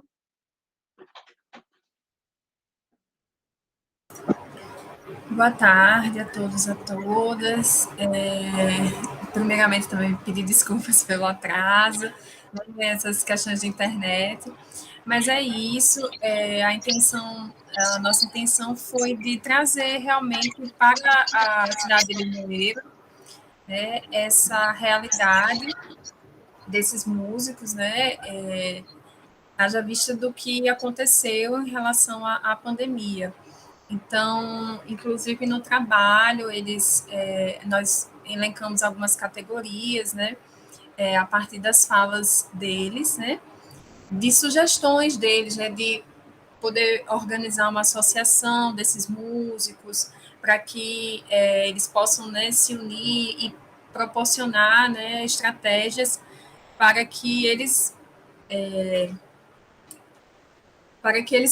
pudessem, né, sair dessa situação e ajudar uns aos outros. Então, foi uma pesquisa, né, realizada pelo Instituto Federal de Ceará, onde a gente teve a Divânia como bolsista, e, inclusive, a gente vai, os resultados dela, né, dos relatos desses músicos, das dificuldades que eles sofreram ao longo desses 2 anos de pandemia, tudo isso vai ser colocado em relatório, né, e enviado também à Secretaria, né, de Cultura do município para que providências possam ser tomadas, né, para que haja, né, um apoio mais consistente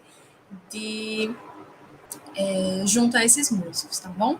Eu acho que é isso. Obrigada aí pela oportunidade, pelo evento.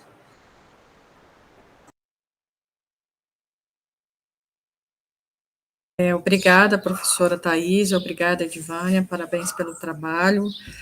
Eu abro agora a sessão da discussão, a gente tem quase meia hora, então eu passo a palavra para o Jamerson, tá, Jamerson, para você mediar aí essa sessão das perguntas, tá ok? Ok, Juliana, obrigado. Pessoal, eu acompanhei aqui e tiveram alguns comentários, mas não temos perguntas. Vocês querem fazer perguntas agora? Deixo a palavra franca para vocês.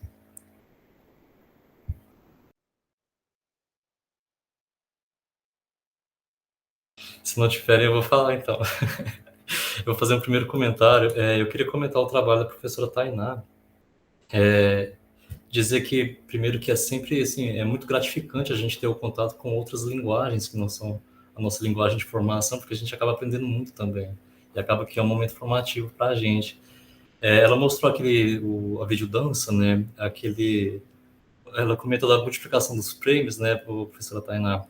E me chamou a atenção a visualidade desse trabalho, para além da dança, né? E eu vi que foi você e a professora, eu esqueci o nome da professora que trabalhou com você, desculpa, Viviane, vocês fizeram a fotografia, né? E você comentou também dessa questão de vocês tinham poucos recursos, então vocês tiveram que usar a própria câmera do celular, né? Mas como que essa limitação do recurso também se torna um componente estético, né? E aí passa a fazer parte, passa a trazer mais significados para o trabalho vai ganhando consistência. É legal, se você puder, eu não sei se você pode compartilhar de novo com a gente, aquela imagem de vocês no quarto, que é dividido o portal, a porta, divide a parede. Você pode compartilhar para a gente de novo, por favor? Sim, posso sim. Deixa eu achar aqui ela.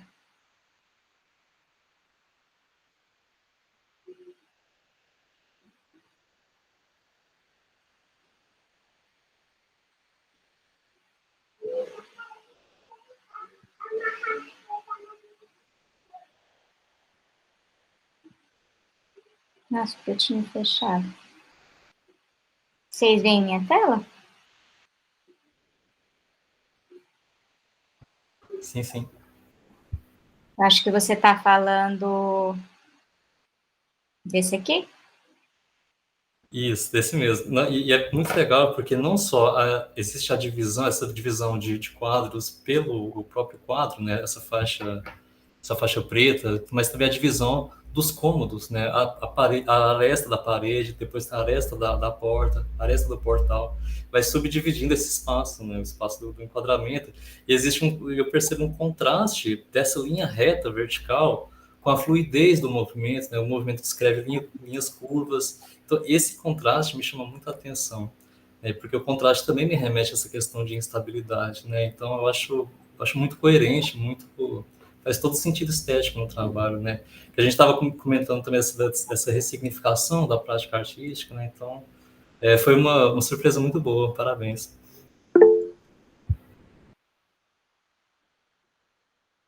Que leitura bonita a sua. Foi uma grata surpresa, muito bom. Essa troca, eu gosto sempre de reforçar, é muito boa mesmo. Obrigado. Obrigada a você pelo comentário. Que bom, gostei da leitura.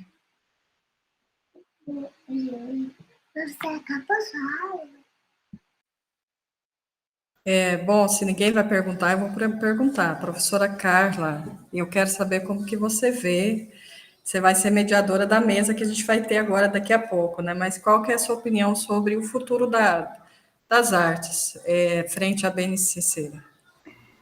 Bom, a minha opinião é assim, a gente está numa situação de fragilidade, né, a partir desses três, eu não falo só da BNCC, né, eu acho que nos últimos anos, a partir de 2016, a gente foi sendo colocado em uma situação de fragilidade, as humanidades no ensino médio foram sendo colocadas em uma situação de fragilidade, isso está muito claro, né, tanto na reforma do ensino médio, quanto na BNCC, e especificamente nós, nos institutos federais, olhando para essas novas diretrizes que foram publicadas em janeiro desse ano, especialmente para o ensino integrado. Só que esses documentos, como eu disse, eles têm brechas, né? Eu não sei se os legisladores, as pessoas que trabalharam escrevendo esses documentos, são pessoas que deixaram essas brechas propositalmente, ou se essas brechas são jogos de poder, né, na verdade. Eu acho que teve muito jogo de poder na escrita desses documentos, que há algumas brechas, assim, que a gente pode aproveitar, né, e utilizar de estratégias de resistência a partir daí, né. E aí a gente vai depender muito de como cada instituto, cada campus, cada gestão lida, né, e se relaciona com a área da arte, com os docentes, as docentes de arte. Então, a resistência ela pode se dar de diversas formas, né, mas e aí na tese é o que eu chamo de resistência institucional. A gente precisa saber se relacionar institucionalmente, né, e estudar muito, ter muita clareza sobre essas coisas que implicam, que têm implicações para a nossa área.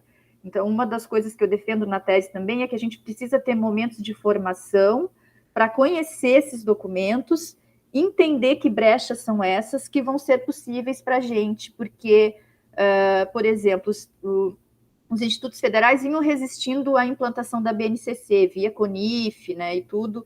O CONIF estava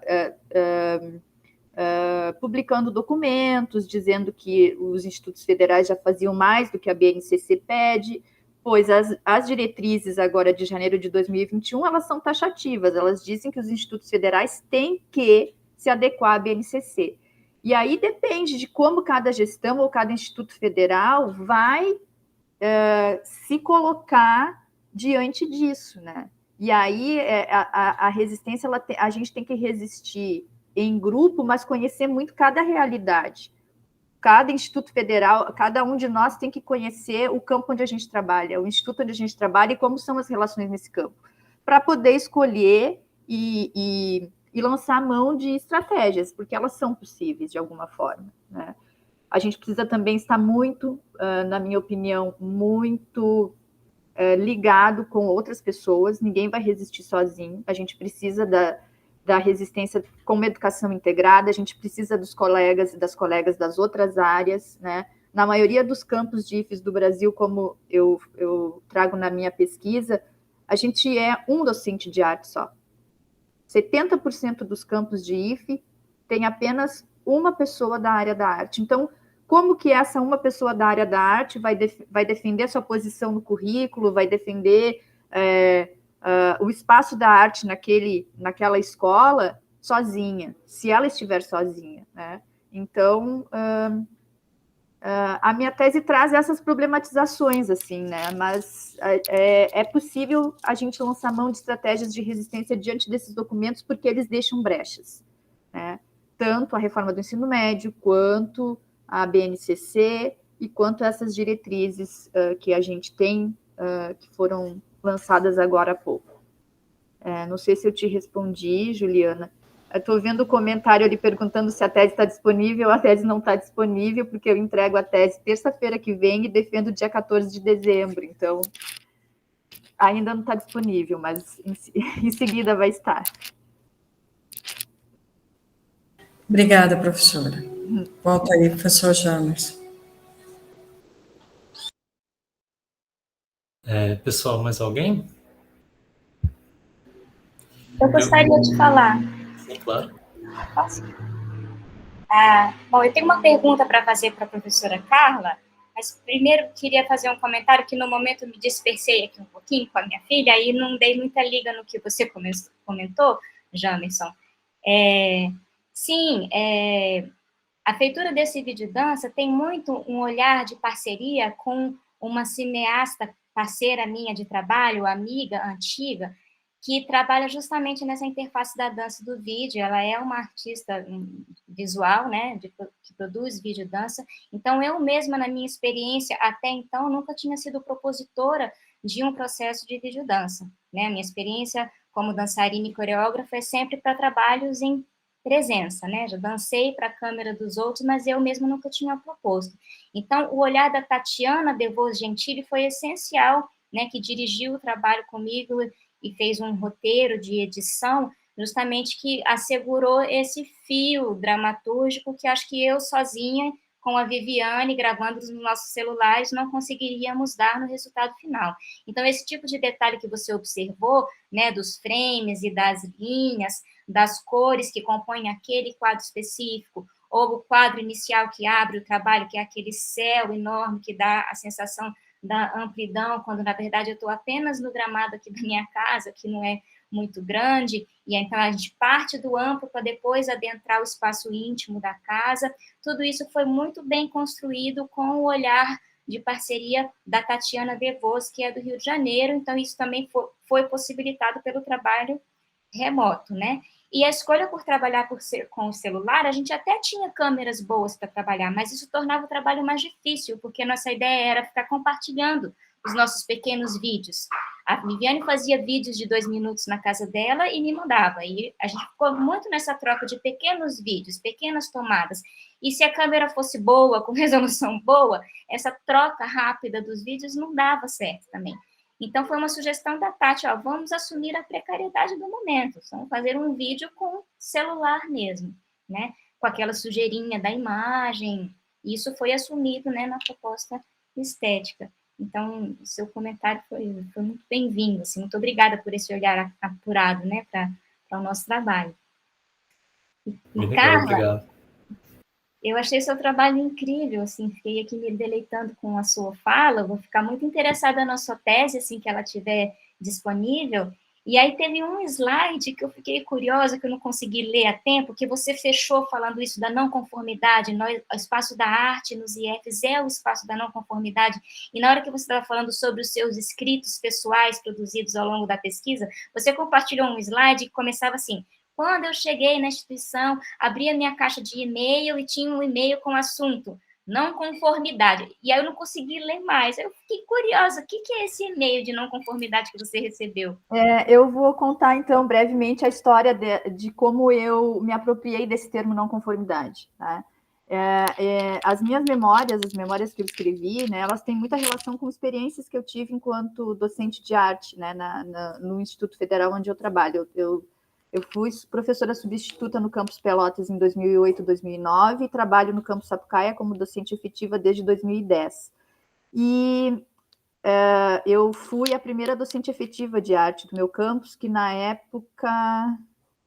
Não, na verdade, eu não fui a primeira. Já tinha tido um docente efetivo, depois ficou muitos anos sem ter docente de arte, e já fazia acho que 5, 6 anos que não tinha ninguém da área, quando eu entrei para o campus, e aí eu fazia muitas atividades com os estudantes, ocupando os espaços de uso comum da escola.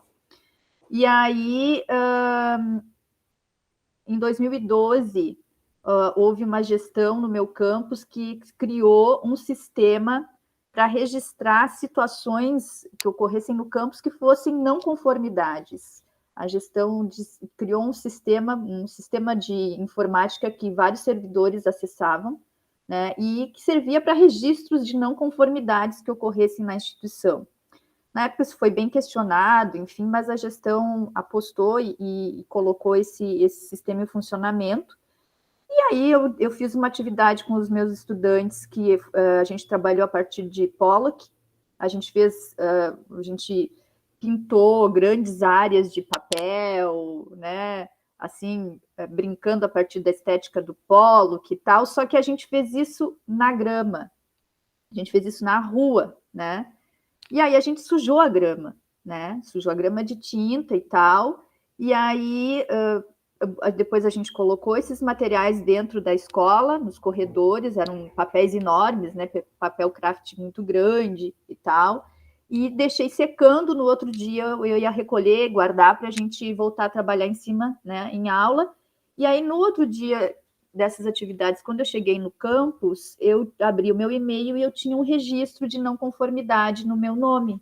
E o registro de não conformidade dizia que eles estavam anotando uma não conformidade para mim, porque a grama estava suja de tinta, né? E ainda dizia uma frase assim, que eles não sabiam quem é que tinha feito aquela sujeira, mas eles achavam que tinha sido eu, porque tinha uns papéis pelos corredores, todos manchados de tinta, que nem sequer pareciam arte. E aí, eu não sei, nunca fiquei sabendo quem foi o servidor ou a servidora que escreveu isso, porque a gente não tinha acesso a saber quem é a pessoa, né? Mas isso foi uma situação, assim, que desde então, né, a grama suja de tinta, né? E depois choveu e lavou a grama e pronto, assim, né? Mas isso, para mim, foi uma questão, assim, é uma coisa que eu jamais me esqueci, e que, para mim, diz muito desse lugar que a arte ocupa nas instituições de ensino técnico e tecnológico, né? E que eu tenho visto muitos colegas fazerem comentários todos nesse sentido, assim, né? Durante todo esse tempo de pesquisa, eu vi pessoas relatarem que tiveram problemas para colocar um durex na parede, para colocar material, né? E aí, então, na tese eu trabalho pensando que a gente já pode sair desse lugar de coitadismo, né? Que às vezes a gente vê as pessoas, às vezes a gente se coloca às vezes nesse lugar. Nós somos coitados, nós não somos entendidos, né? Ninguém nos entende, aquela coisa assim, né? Às vezes a gente faz alguns encontros e aí a gente começa a falar de todos esses problemas que a gente tem por atuar na rede federal, e a área da arte às vezes não ser essa área que as pessoas não entendem para que está ali, né? Mas, de fato, aí na minha tese e o que eu venho pesquisando ao longo dos anos, eu acho que a gente tem que assumir esse lugar mesmo, né? É o lugar de não conformidade, é o lugar que o lugar que vai permitir que os estudantes façam coisas que em outros momentos eles não fazem, né? No ensino tecnológico, e aí é isso que eu estou trabalhando na tese, assim, né? A não conformidade é isso. E a arte é não estar conforme também, né? Nós, os artistas, produzem por não estar conformes, né, com a forma como a gente se coloca no mundo. E aí também as minhas experiências artísticas ao longo desses anos também são o resultado disso, assim, né? É um resultado do meu não estar conforme com a vida, com o mundo, que eu precisei fazer sair de alguma forma, e saiu na forma de arte, ou na forma de experiência artística, e aí é mais ou menos isso. Não sei se...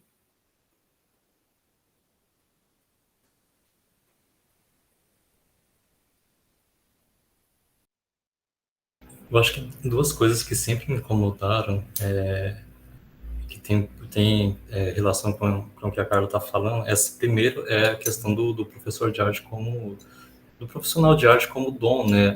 O fazer artístico como dom, e essa questão que a Carla falou agora também desse lugar de vítima, né? Então, acho que são duas coisas que me incomodaram, que a Carla trouxe. Isso, né? Que a gente tem que assumir mesmo como profissionais mesmo, né? Como trabalhadores da cultura mesmo, né? Então, acho um ponto de reflexão bem importante mesmo. Obrigado, cara. Pessoal, temos tempo ainda. Gente, eu tomei a liberdade, enquanto vocês apresentavam, de tirar prints, tá bom? Se tiver ok para vocês. Tá, depois eu vou pedir para Compartilha depois, por compartilhar favor. com vocês.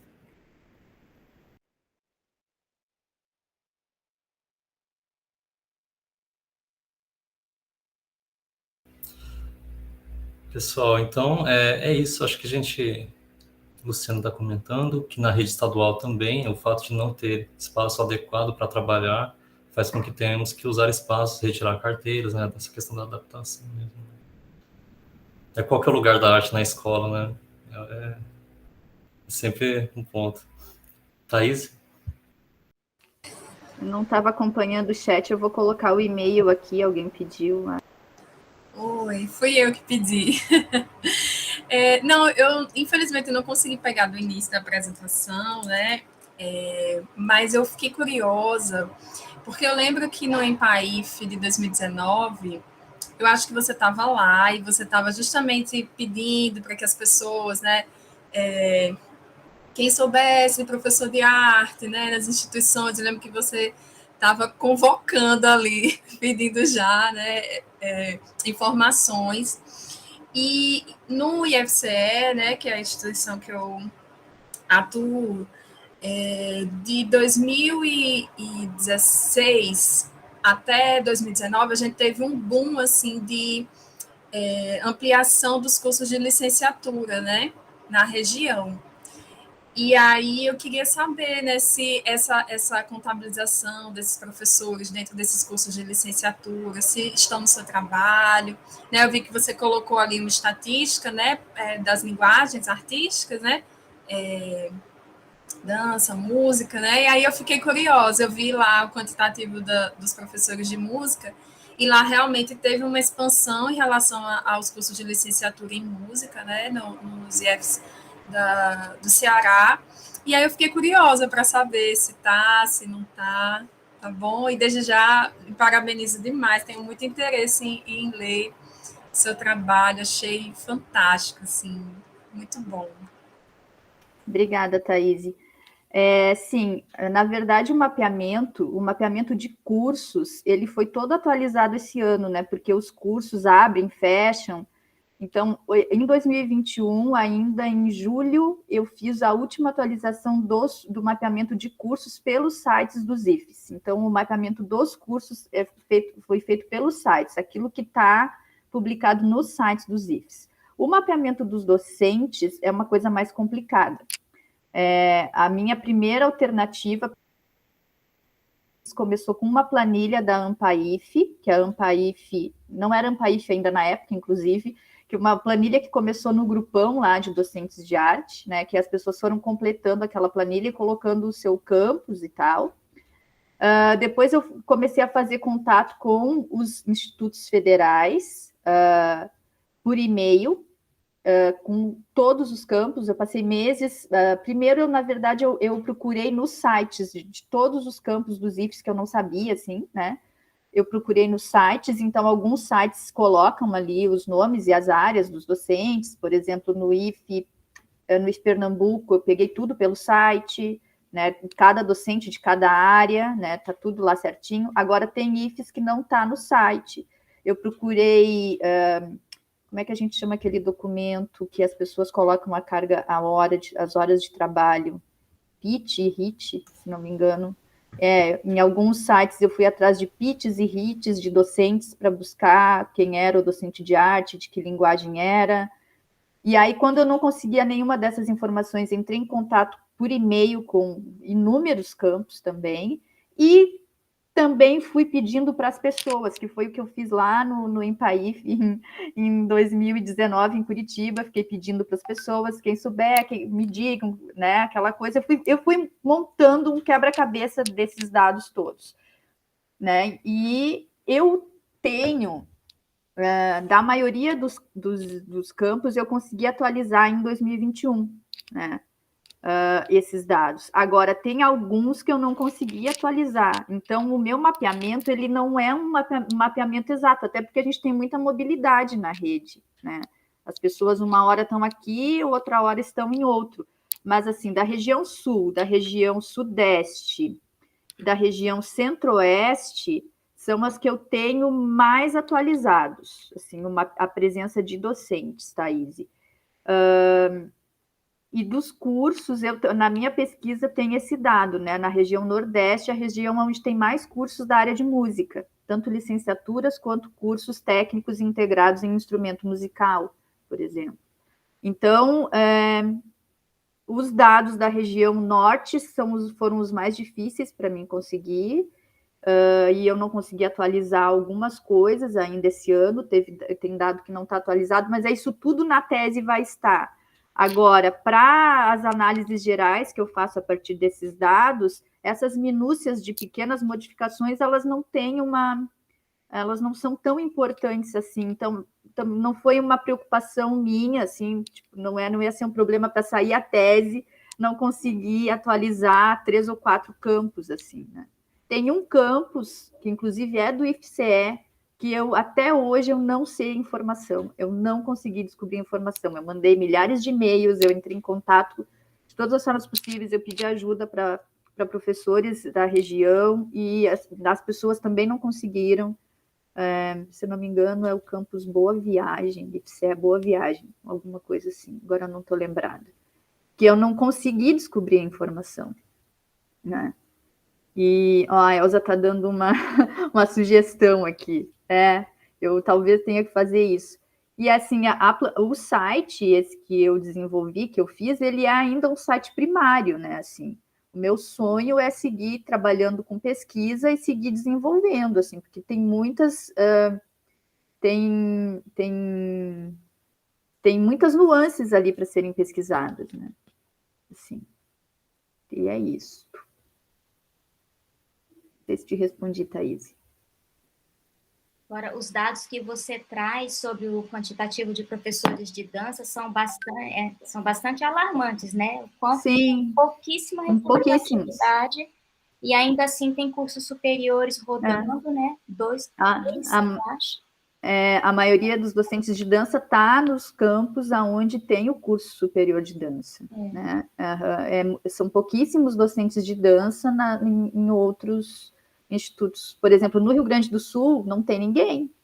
E no Rio Grande do Sul a gente tem uma situação assim, nós somos 3 institutos federais aqui, 43 campos, e nós temos só gente da música e das artes visuais e um único docente de teatro nos IFES. Então, no Rio Grande do Sul é uma situação sui generis, assim, porque a gente tem muito mais docentes de artes visuais e música.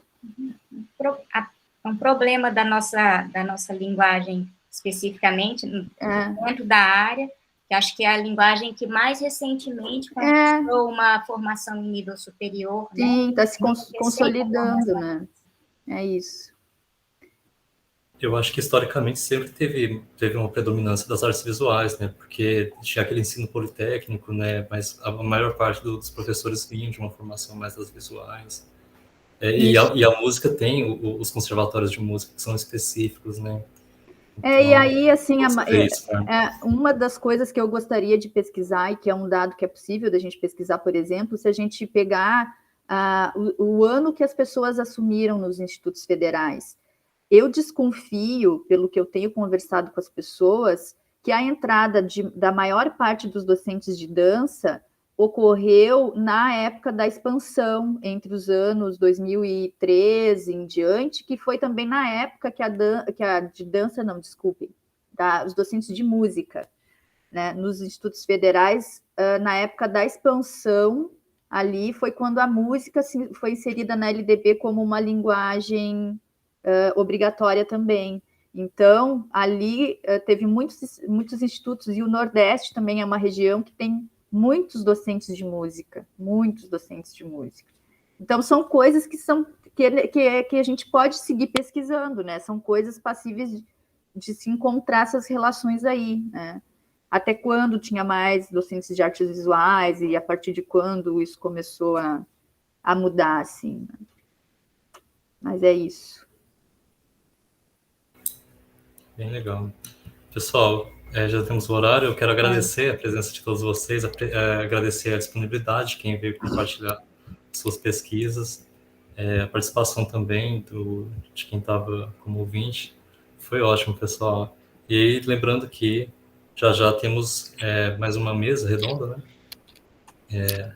Você está nessa mesa, Carla? Eu vou mediar e fazer uma fala também na mesa às 19h30, o futuro da arte na rede.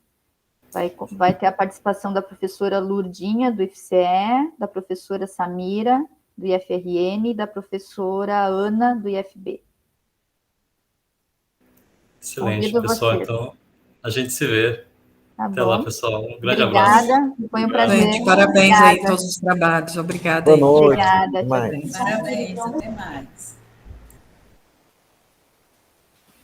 Tem que encerrar a gravação.